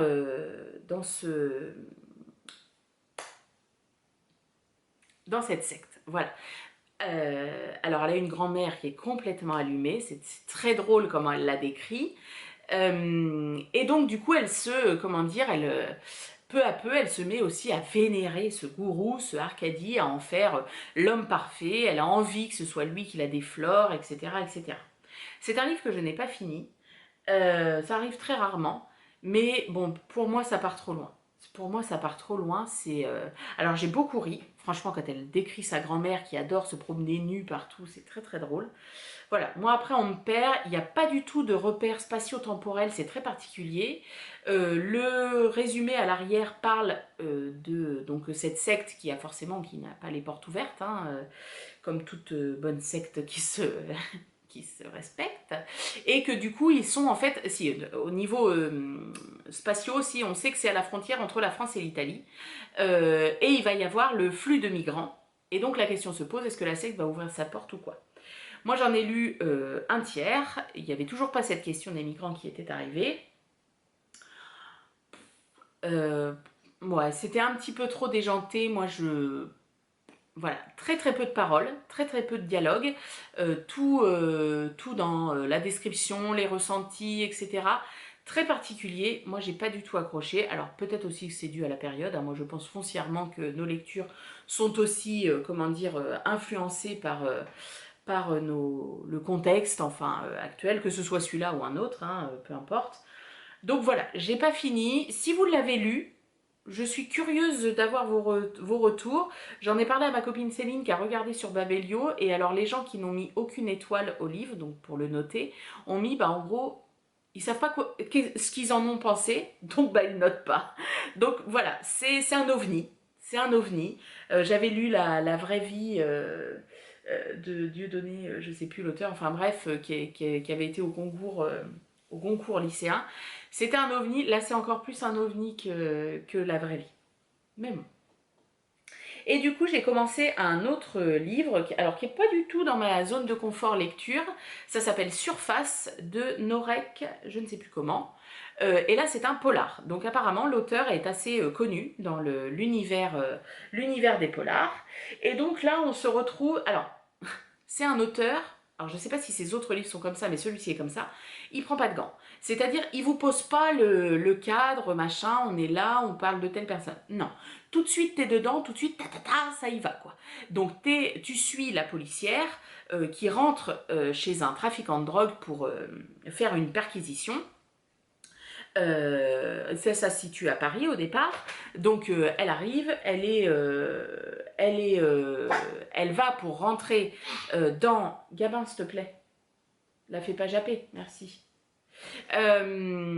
Pour rentrer dans l'appartement, donc il rentre, machin, il n'y a rien qui se passe, alors avec son équipe, hein, derrière, tout ça. Et donc elle ouvre la porte de la chambre, et au moment où elle ouvre la porte de la chambre, le trafiquant de drogue lui tire une déflagration, et en gros, elle est criblée de balles sur tout le visage. Donc, elle est toute charcutée, hein, comme on dit. Elle reste un mois à l'hôpital où on essaye de reconstituer un petit peu son visage. Elle finit par sortir. Elle est à peu près méconnaissable, hein, c'est-à-dire que tous les petits impacts de balles ont laissé des cicatrices. Elle a une grande cicatrice apparemment sur tout le visage ici. Et elle, ce qu'elle veut, c'est retourner au travail. Donc elle retourne dans sa brigade, où là, affronter le regard des autres est très compliqué, parce que forcément, ça rappelle la dangerosité du métier, etc. Donc en gros, on lui dit, bah... ce serait bien que tu te mettes au vert, quoi. En gros, on veut pas de toi ici. Donc, il l'envoie dans l'Aveyron. Ou dans l'Aveyron, elle va arriver, bon, bah, concrètement, dans une gendarmerie qu'on est à 2 doigts de fermer parce qu'il y a très très peu d'affaires, de choses comme ça. Et où elle arrive, donc, avec son visage balafré, et où là, on veut pas forcément d'elle non plus, parce que, bah, elle est trop parisienne dans ses démarches policières. Donc il va se passer quelque chose, j'en suis à ce moment-là, et voilà. Donc c'est super bien écrit, franchement, je suis emportée par la vague. Bon, je fais de la place sur ma carte mémoire, et je reviens pour les questions. Alors maintenant, on va passer à la partie blabla. Pour vous, il n'y a quasi pas de coupure. Moi, je suis au lendemain des vidéos précédentes. Alors, sur Instagram, je vous avais proposé de me poser des questions. Je me suis dit que c'était l'occasion de faire durer le podcast en longueur. Donc, voilà. Et j'en ai eu plusieurs auxquelles je vais répondre. Alors, la première à laquelle je vais répondre, c'est pas forcément la première que j'ai eue, mais je trouve ça bien de commencer par celle-ci. Elle m'a été posée par Smack. Coucou, je te suis depuis peu de temps. Une petite présentation par exemple. Bienvenue. Vous voyez, entre-temps, il y a eu la manucure. Donc, je m'appelle Cécile. J'habite dans le Grand Ouest de la France. Je fais des podcasts depuis 4 ans, 5 ans peut-être. Voilà, j'ai commencé à une période où j'étais au chômage parce que j'avais découvert les podcasts et le monde du tricot d'Hélène Tinte à la main et de Ravelry via Fille d'hiver, Charlotte. Et du coup, je m'étais dit, oh tiens, en discutant avec mes copines qui ont une petite boutique de tissus dans un village à côté de chez moi, j'avais dit, tiens, pourquoi pas. Elle m'avait dit, ah mais oui, fais-le, machin et tout. Ça vous a bien plu, donc voilà, je continue à faire les podcasts. Je couds depuis, maintenant ça commence à faire, 13 ans, 14 ans à peu près. Ça, j'avais commencé pendant un blocus à la fac. Voilà, je tricote depuis beaucoup plus longtemps. Je tricote depuis mon adolescence, on va dire. C'est ma maman qui m'a appris. Et je faisais généralement un pull par hiver. Et puis après, ça s'est... comment dire, ça a pris toute sa place, on va dire, depuis 4 ans, quoi, depuis le début des podcasts, la découverte des laines, etc. J'ai à cœur de... Enfin, j'ai à cœur. Oui, j'ai à cœur de faire ma garde-robe moi-même. J'ai très peu de choses qui ne sont pas faites de mes 10 doigts. J'adore ça, j'adore ça. Je suis une nature plutôt joyeuse, voilà, je vois toujours le verre à moitié plein qu'à moitié vide. J'ai un mari, enfin même si on n'est pas mariés, bon c'est pareil, enfin pour nous c'est pareil. Voilà, j'ai un petit garçon de 8 ans et demi, j'ai 34 ans, 25, hein, comme toutes les femmes, voilà. Et puis voilà, je pense que c'est bon. Alors, les autres questions, je vais prendre mon petit téléphone.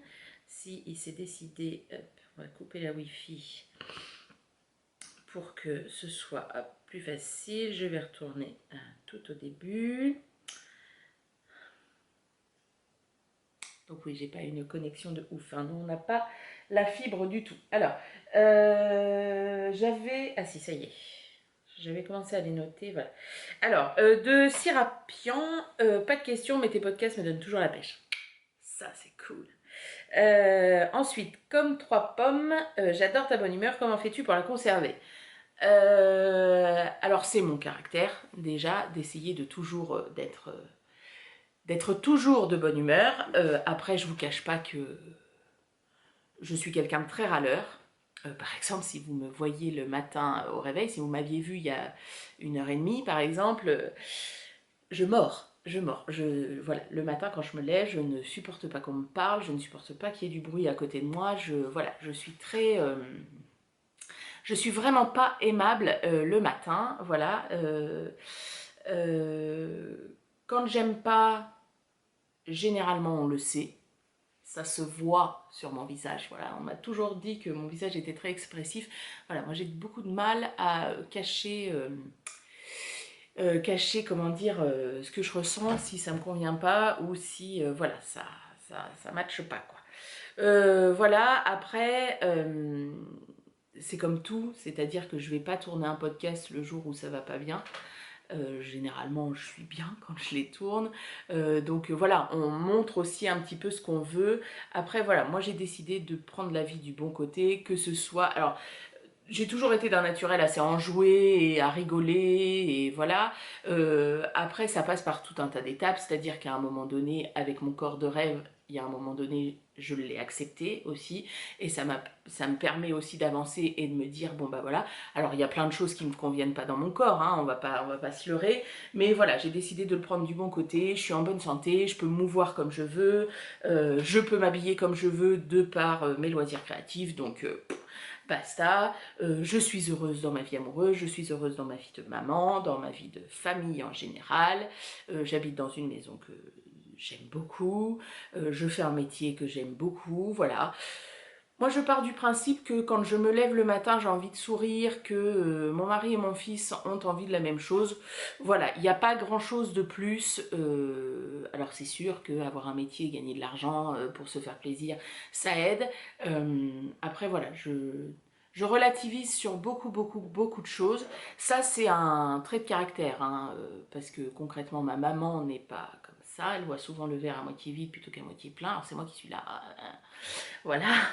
Mon père est un peu pareil. Voilà, donc le côté râleur, hein, je le tiens de mon papa. On a bien le même caractère. Et des fois, quand je le vois vieillir avec ma maman, je me dis, ouf, il va falloir faire du travail.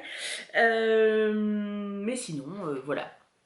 Moi, je suis quelqu'un d'assez enjoué, de social, donc voilà. On voit la vie du côté positif, même quand il y a des côtés franchement pas cool. Voilà, dans la situation actuelle qu'on est. Il y a des jours où j'ai l'impression, je me dis, mais mon Dieu, mais je reverrai jamais mes amis, on fera jamais de soirée ensemble, c'est pas possible, on se resserrera jamais dans les bras, on pourra plus jamais, comment dire, naviguer sur le territoire ou dans le monde normalement. Voilà, c'est des angoisses un petit peu normales, je pense, dans un cas comme ça. Voilà, ces jours-là, je vous avoue que je vais pas tourner un podcast parce que je suis pas Yuki. Bon voilà, après ça passe et je me dis mais si, on y croit. Aujourd'hui, on est quand même dans un monde où la médecine fait des progrès énormes, où voilà, on a des personnels, tout ça, qui donnent leur vie pour s'en sortir. Donc voilà, et le lendemain, hop, ça repart. Donc voilà. Bon, je vais essayer de faire des réponses plus courtes parce que sinon on n'est pas sur. Hein. Alors, Nitenti, juste merci d'égayer nos journées avec tes podcasts et merde à ceux qui râlent pour les futilités. Mais ouais, merde à ceux qui râlent pour les futilités. Et fuck le coronavirus aussi. Alors, Klein ou Clean, je ne sais plus, 612. Bonjour, où trouves-tu tes inspirations? Alors moi, je m'inspire de tout. Je navigue pas mal sur Pinterest, où je pine pas mal de looks, de choses comme ça. Après, Instagram est une énorme source d'inspiration aussi. Et après, j'ai des envies particulières. Par exemple, le pantalon que je vous ai présenté tout à l'heure, là, le Papao de Ready to Sew, il me fait penser, voilà, au sarouel que je pouvais porter quand j'étais ado. Voilà, j'aime bien. Après, les inspirations aussi changent par rapport au temps qui passe, par rapport à ce que j'ai envie de montrer de moi ou pas, par rapport... Les couleurs, on reste sensiblement toujours dans la même gamme. Mais voilà, franchement, je trouve de l'inspiration partout. Je vais croiser quelqu'un dans la rue, je me dis, oh putain, c'est beau ça, ah bah je me le ferais bien. Alors discretos, maintenant, vive les téléphones, je prends une photo en loose day là, et puis voilà. Généralement, je fais ça. Et ensuite, ce qui me... Maintenant que j'ai une garde-robe bien fournie, quand je fais quelque chose, quand je crée quelque chose, je me dis avec quoi je vais pouvoir le porter. Et du coup, ça répond un peu à une question d'après. Et du coup, il faut que je me dise, je peux le porter avec au moins 3 choses de ma garde-robe. Si je peux pas faire ça, ça veut dire que c'est plus futile. Alors, même si concrètement, je pourrais m'arrêter de coudre et de tricoter, je pourrais m'habiller pendant des années. Hein, voilà, hein, on est toujours un petit peu dans la futilité. Mais voilà, ça me permet de me cadrer et d'éviter d'acheter n'importe quoi. Je suis très dépensière. L'argent me brûle très vite les mains. Alors, et puis de la même personne, organises-tu tes futurs projets, page d'inspiration, carnet, garde-robe, capsule. Alors sur Pinterest, j'ai un onglet look où j'ai mis des choses dedans, ou inspiration, enfin je ne sais plus comment je l'ai appelé. Voilà, et puis ce coup de dire, voilà, ah, ce tissu-là, il me plaît. En dehors du fait qu'il me plaise, bon alors, j'ai ça comme tricot, voilà, ça va aller avec, etc. Donc c'est pour ça, moi dans ma tête, si je fais ça, il faut que j'ai des choses pour aller avec. Sinon, c'est pas que ça vaut pas le coup, mais c'est que du coup, moi je sais que je vais pas l'exploiter au maximum et que le but, c'est de porter ce que je crée. Donc, voilà. Quel est ton... Donc, Delphine Corriveau, bisous Delphine. Je la connais parce qu'elle habite un petit peu par là. Non, par là. Quel est ton plus vieux projet que tu portes encore? Alors du coup, quand j'avais vu la question, j'ai été le chercher. Mon plus vieux projet, ce n'est pas de la couture, c'est du tricot. C'est un tricot fil d'art, un pull comme ça, hop, et dans le dos, il a une énorme torsade, voilà, et le dos est ouvert. il a un col qui est assez dégagé. Donc bien évidemment, il a été fait avec des coutures, hein, comme je ne faisais pas le tricot circulaire encore à cette époque-là. Voilà, et des manches longues, je peux vous l'essayer si vous voulez. Hop, donc ça a été tricoté en partenaire 6. Il a bouloché, mon Dieu, quelle catastrophe. Je l'ai un jour, enfin quand on m'a offert mon rasoir à laine, je l'ai complètement rasé et là voilà, il a retrouvé un peu de... Hop, hop, voilà. Et dans le dos, voilà. C'était ça qui m'avait fait craquer. C'est mon plus vieux projet, je sais pas quand est-ce que je l'ai fait. Quand est-ce que j'ai fait ce pull, je sais même pas. Mais je l'adore. Je l'adore. J'étais avec Benoît déjà. On n'avait pas Gavin. Ah, je sais pas. 10 ans 10 ans, 12 ans. Voilà. Il y en a beaucoup que j'ai mis à Emmaüs parce que je les portais plus. C'était plus mon envie. Donc voilà. Et puis après, de la couture, les premières coutures n'ont pas forcément tous tenu. Les tissus ont vieilli. C'est toujours des choses que j'ai beaucoup portées. Donc c'est parti pareil au recyclage. Donc voilà. Alors je ne sais pas du tout de quel magazine il vient. Je ne vous dirai pas.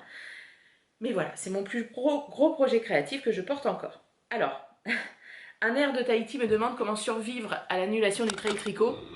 Je ne sais pas. Je ne sais pas, je ne sais pas.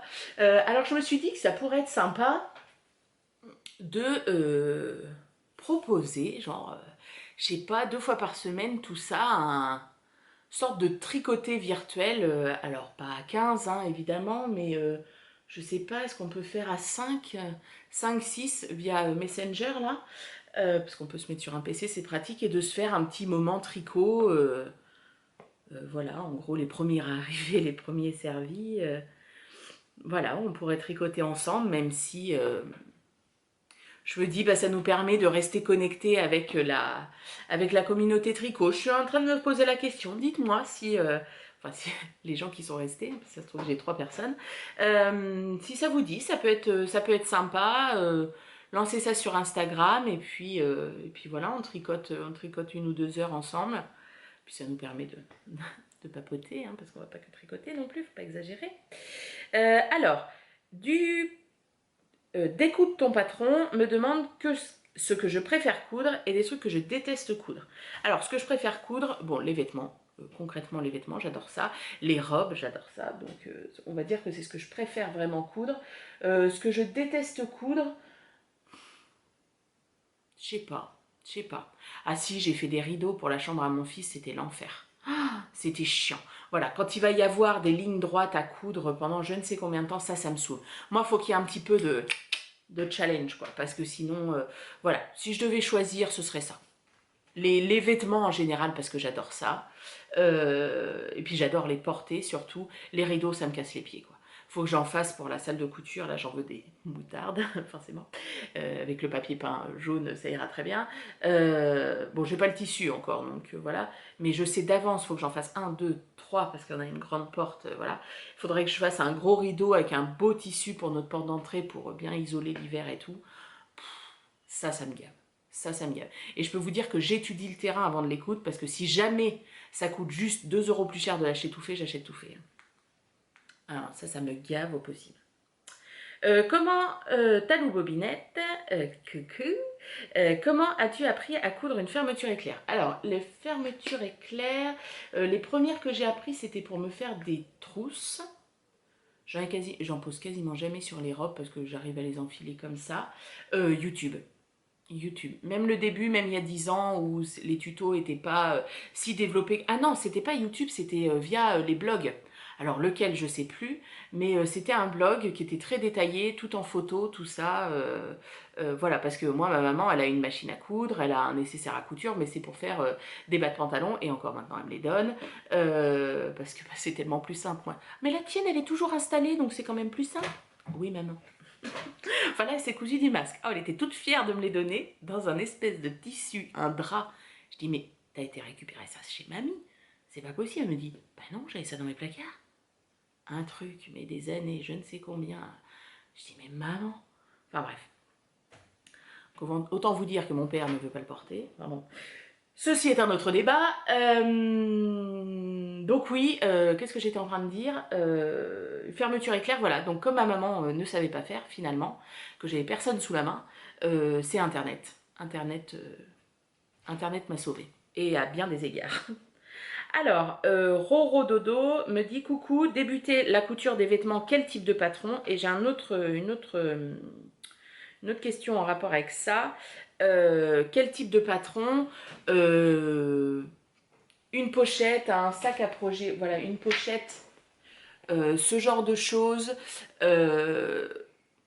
Pour débuter, moi je trouve ça très bien. Ça vous apprend à faire. Alors celui-ci, il est de by Joviana, il a un stade au-dessus, hein, mais ça apprend à faire voilà, un fond plat, un petit peu comme ça. Ça peut apprendre, enfin ça apprend à poser une fermeture éclair.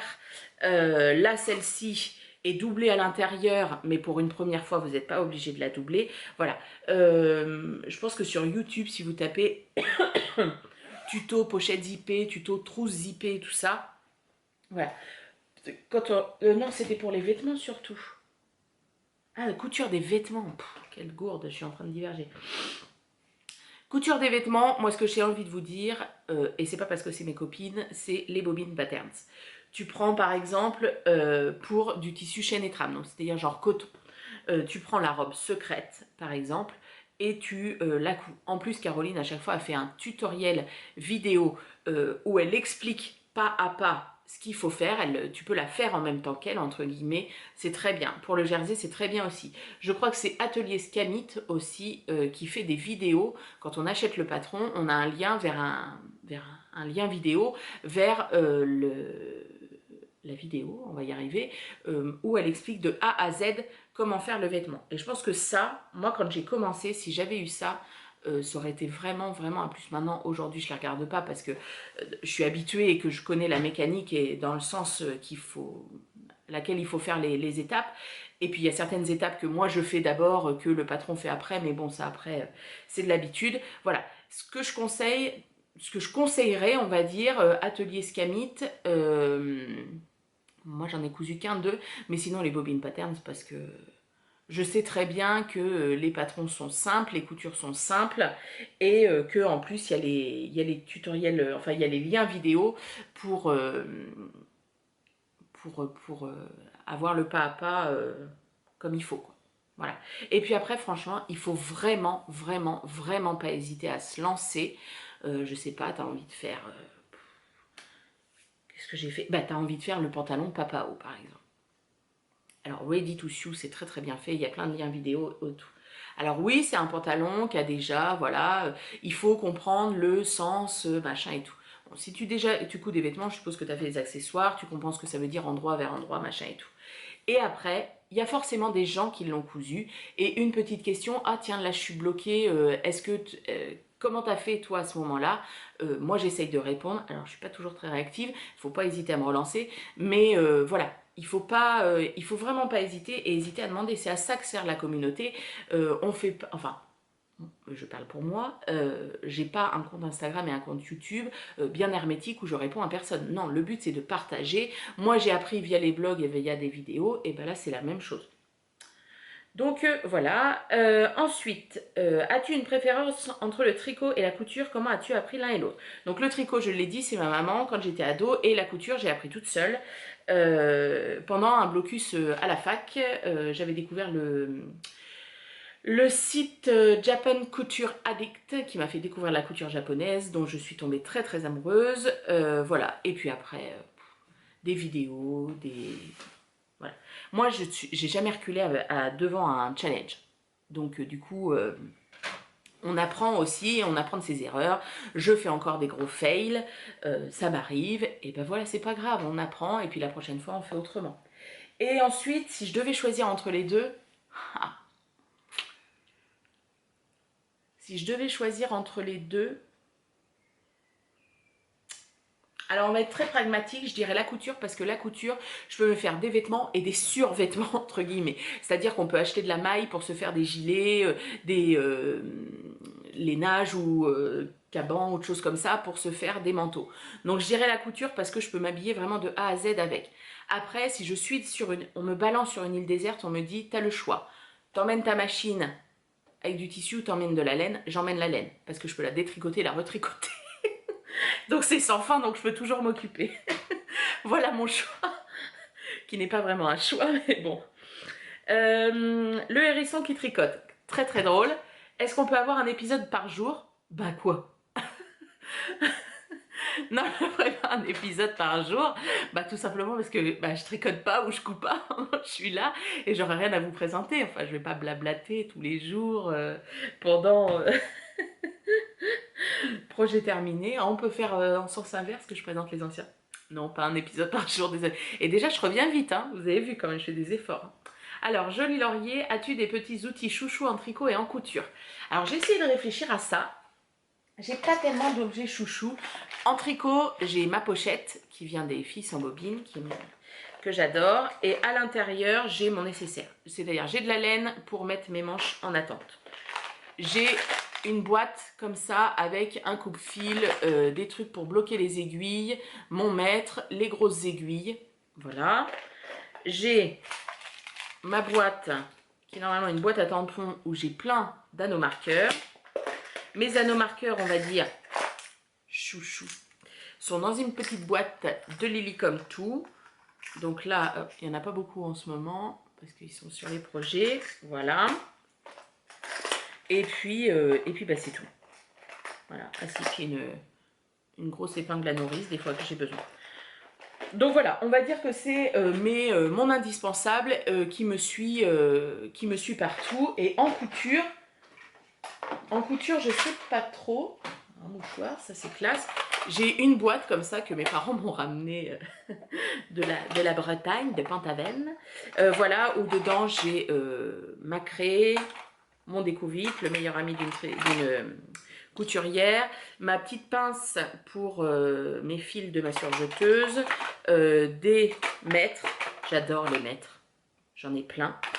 Voilà, j'en fais limite une collection. Une Alice au pays des merveilles en perlamac m'a fait la fille d'une amie. Hop, ça c'est une aiguille, une grosse aiguille avec un gros chat qui sert à passer les élastiques. Hop, et j'en ai une autre. Là, voilà. Là, j'ai un grelot. C'était le grelot que Mia avait quand on l'a récupéré. Que je n'enlèverai pas parce que ça date du premier chien qu'ont eu ma mère, ses sœurs et leur mère. Voilà, j'ai un porte-clés avec la tête de Gabinou tout petit. Voilà.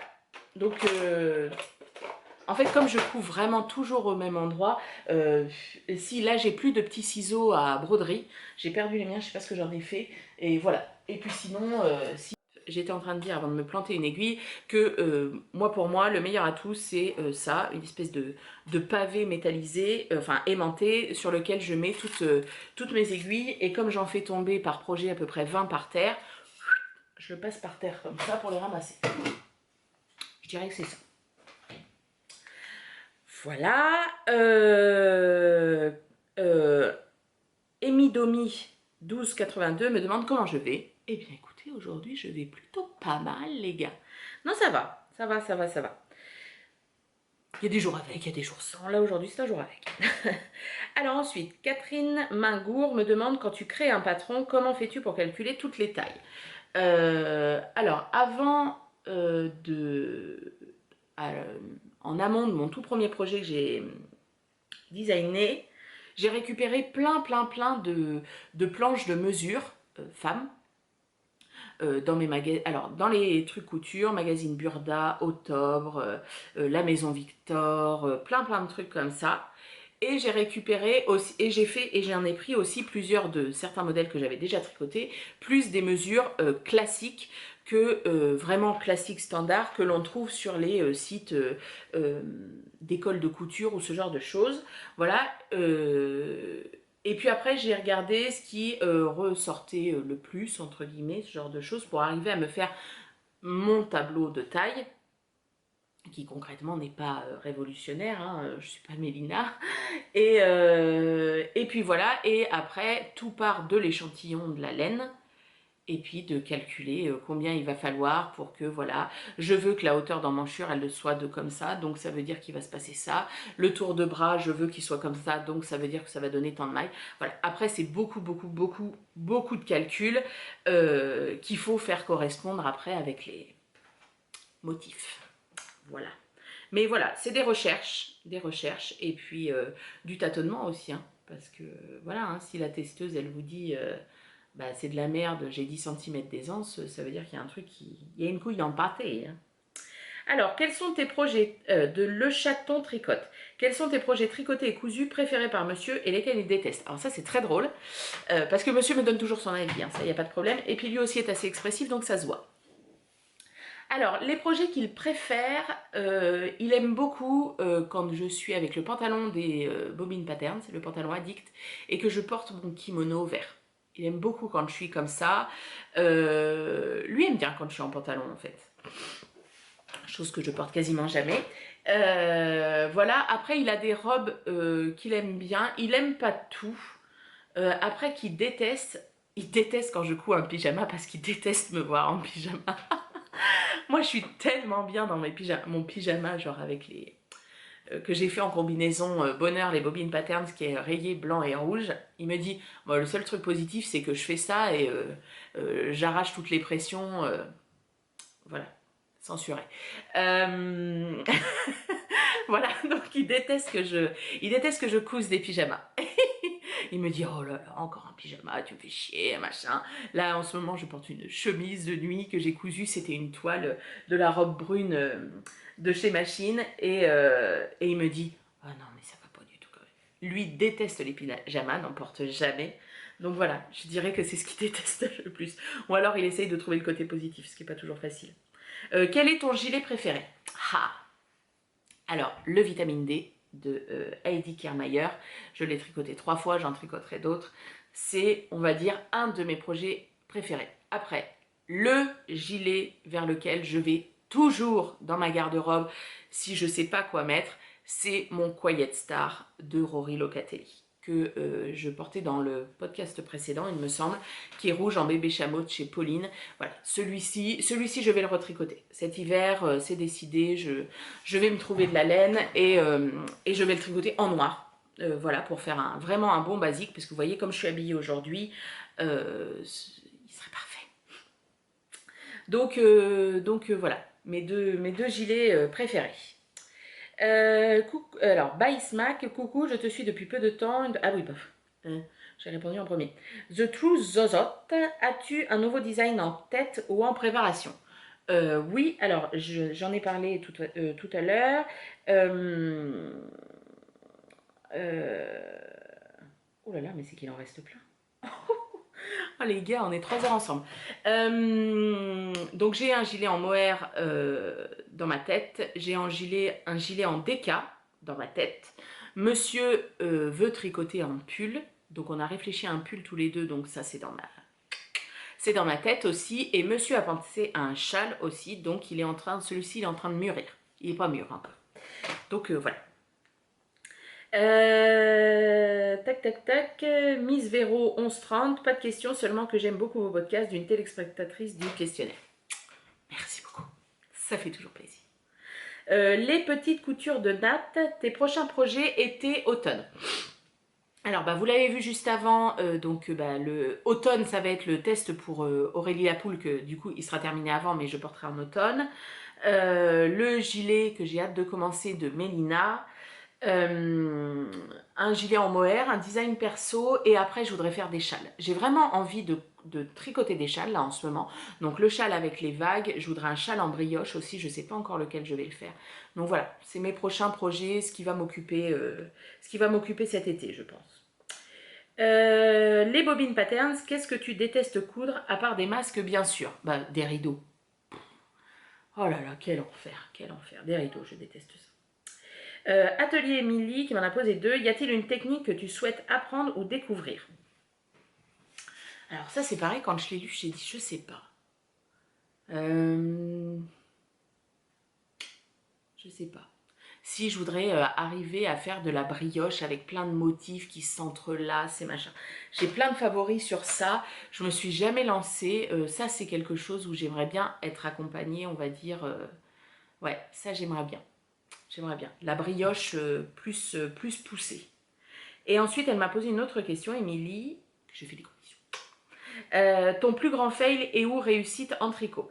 Alors, le plus grand fail, concrètement, c'est un gilet tout en brioche que j'avais pris d'un magazine tricot, Tendance Tricot, un truc comme ça, que j'ai tricoté dans une laine bébé alpaga cachemire soie de Squirrel's Yarn, violette, qui est absolument magnifique, qui coûte les yeux de la tête, enfin, qui coûte les yeux de la tête, c'est-à-dire qu'au nombre des chevaux que j'ai achetés pour le faire, et quand je l'ai terminé, c'est une serpillière, parce que la laine n'est pas du tout, ce n'est ni de la faute du modèle, ni la faute de la laine, c'est juste que la laine ne va pas du tout avec le modèle, la brioche, c'est avec le poids, c'est une serpillière. Donc il est dans ma penderie, il attend d'être détricoté parce que je veux réutiliser cette laine, forcément, et je voudrais retricoter le gilet aussi, mais là dans une laine plus genre super, enfin, ne serait-ce que super wash, pour voilà, qui a un peu de tenue là, le bébé alpaga, c'était... Ça c'est mon plus grand fail, et ma plus grande réussite en tricot,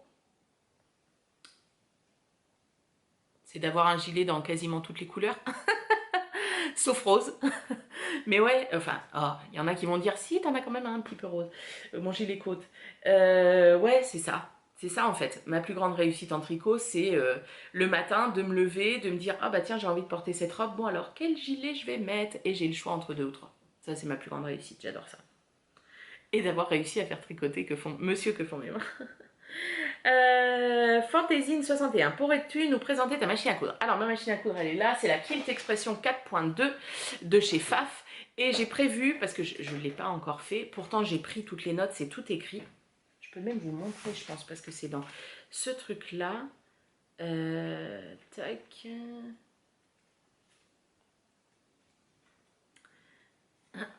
voilà, hors série, pourquoi et comment j'ai changé ma machine à coudre.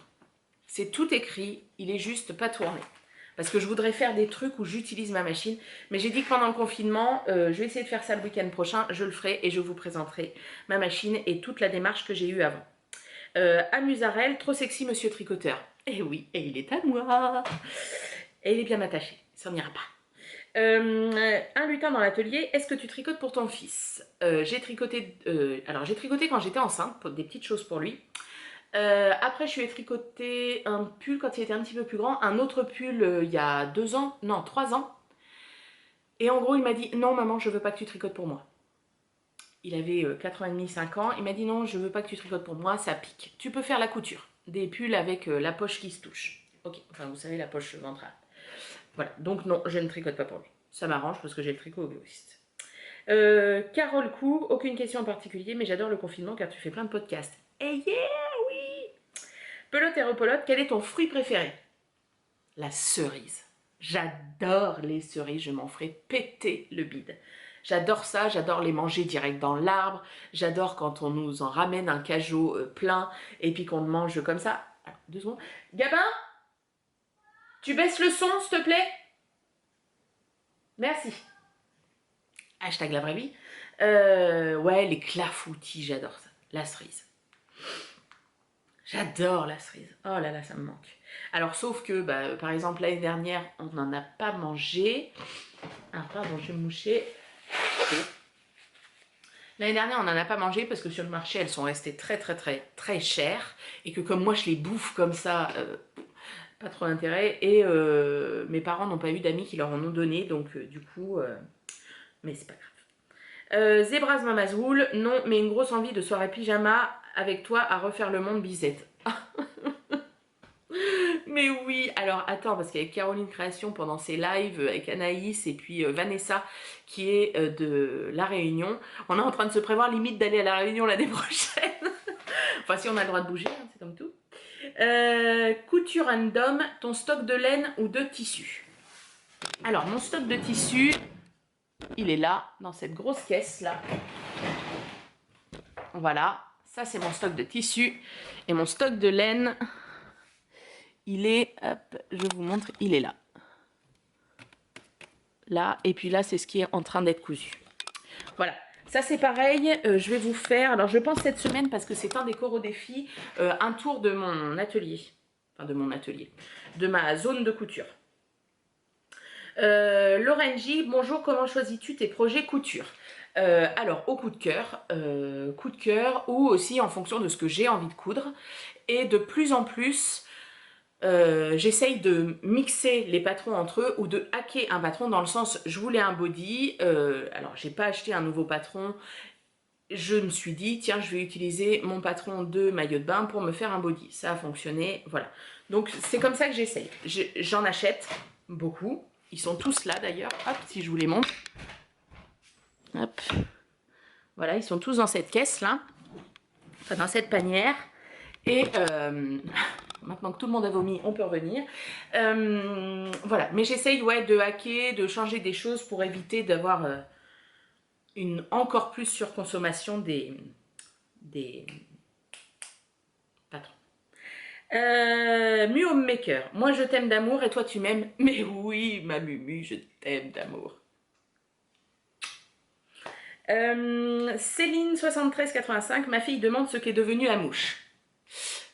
Je suis vraiment désolée. Je vous l'apprends aujourd'hui.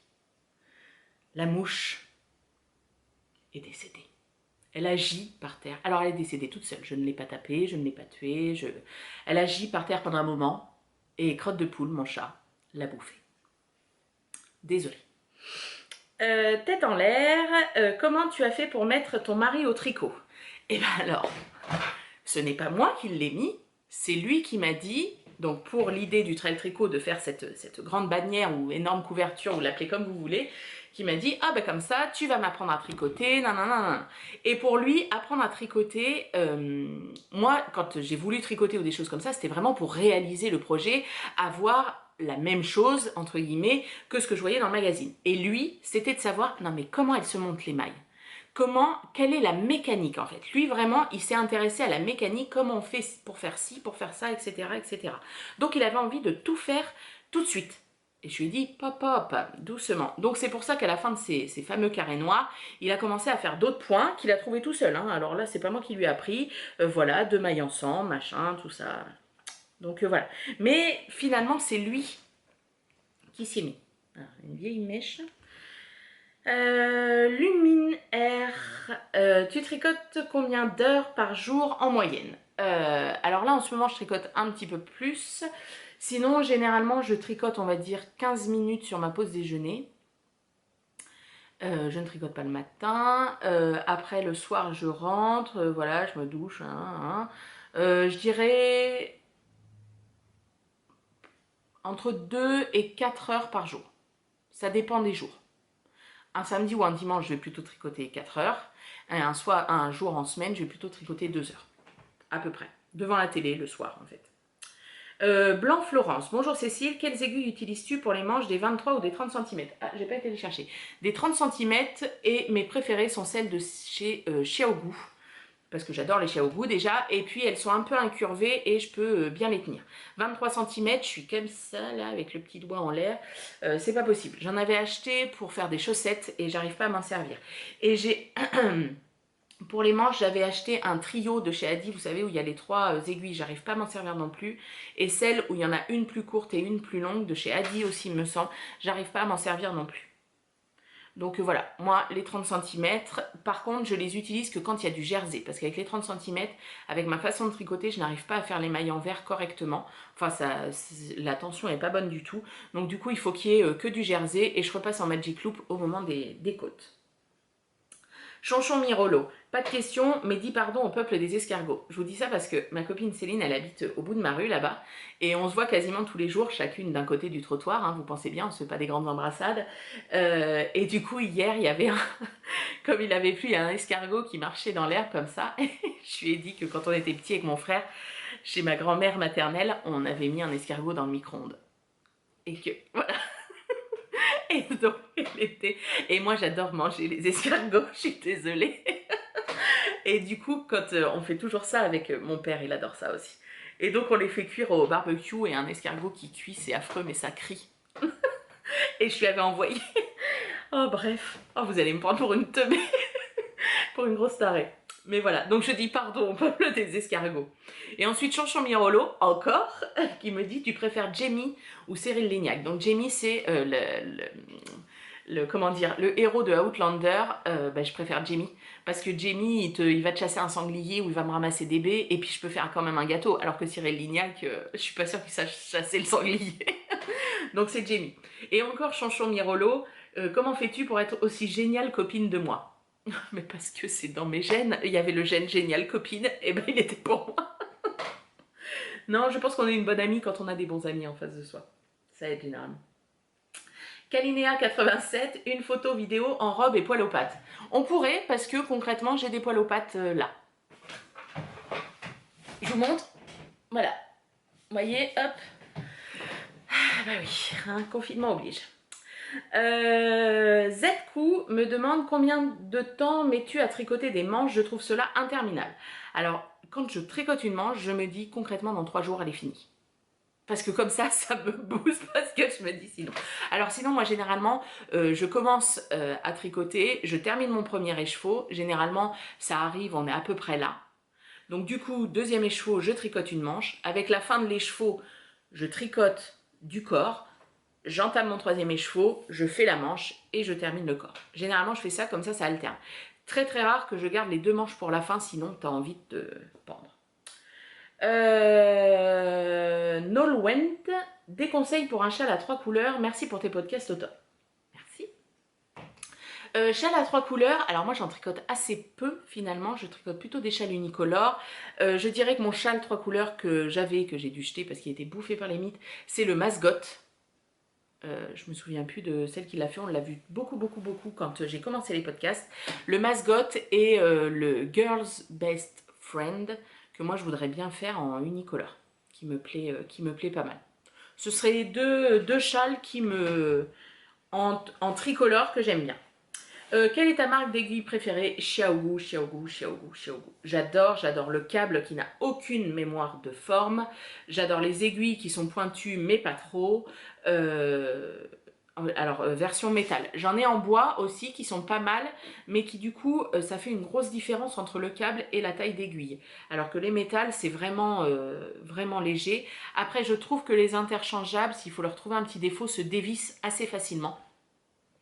Donc maintenant, quand j'achète un nouveau numéro, enfin quoique, si c'est un numéro que je vais utiliser de temps en temps, je vais les prendre en interchangeable. Si par exemple je me rachète, je sais pas moi, des 4, je les prendrai en fixe pour être sûr qu'elles ne se dévissent pas. Et Matelas 1985, juste merci Cécile pour ta franchise et tant pis pour les je suppose chieur, moi je le dis, j'en ai rien à foutre, et ta bonne humeur. Eh bien écoutez, c'est formidable, c'était la dernière question. Je pense que ça fait 3 jours qu'on est ensemble. Je vous remercie toujours profondément pour tous vos mots suite à mon mini coup de gueule que j'avais fait il y a 2 épisodes de ça. J'ai reçu énormément d'amour et ça m'a énormément touchée. Je vous remercierai jamais assez parce que concrètement si je continue c'est parce qu'il y a des gens qui regardent et il y a des gens qui me parlent, sinon je le ferai pas. Je vous embrasse très fort et j'essaye de revenir pas trop tard. Je reviendrai, alors j'aurai pas de projet fini, hein, ça vous vous en doutez parce que bon, une semaine quand même, voilà, quand je serai arrivée à la séparation corps-manche du gilet d'Aurélie Lapoule et du pull d'Aurélie Lapoule et du gilet de Mélina. Ce sera plus simple. J'essaye de vous faire une vidéo de présentation de la machine à coudre et de toute la démarche que j'ai faite en amont et une visite de mon environnement couture. Voilà, donc du coup on va se revoir. Je vous embrasse, j'espère que vous vous portez au mieux, restez chez vous au maximum. Comme ça, oh non, il y a une question que j'ai pas vue. Je suis en train de penser, j'avais une question de A Knitting Journey qui m'avait dit « Quand est-ce que tu viens à Grenoble ?» Eh bien justement, si nous avons le droit de partir en vacances cet été où nous le souhaitons, eh bien nous irons entre Grenoble et le lac d'Annecy. Voilà, parce que je veux aller chez Lanae et puis que moi c'est une zone que je connais pas du tout. Donc peut-être, voilà. Ah mais si, mais il y avait plein de questions que j'ai pas vues là. As-tu des projets pour Prunette Coup? As-tu des projets pour des événements futurs, salons ou partenariats? J'ai de très très beaux projets qui arrivent. Alors par contre, je n'ai pas le droit de les dire, sinon je pense qu'on me pend ou on me fait brûler sur le bûcher. Mais j'ai très très belles choses qui arrivent. Tac, tac, tac, tac, tac, tac. Ouais, c'est bizarre qu'il y en a certaines... Non, bah c'était tout. Ah voilà, as-tu un nouveau design en tête ou en préparation? Bon, ça, je l'avais déjà, trousse de zot. Voilà. Bon, bah écoutez, je vous embrasse et je vous dis à très vite.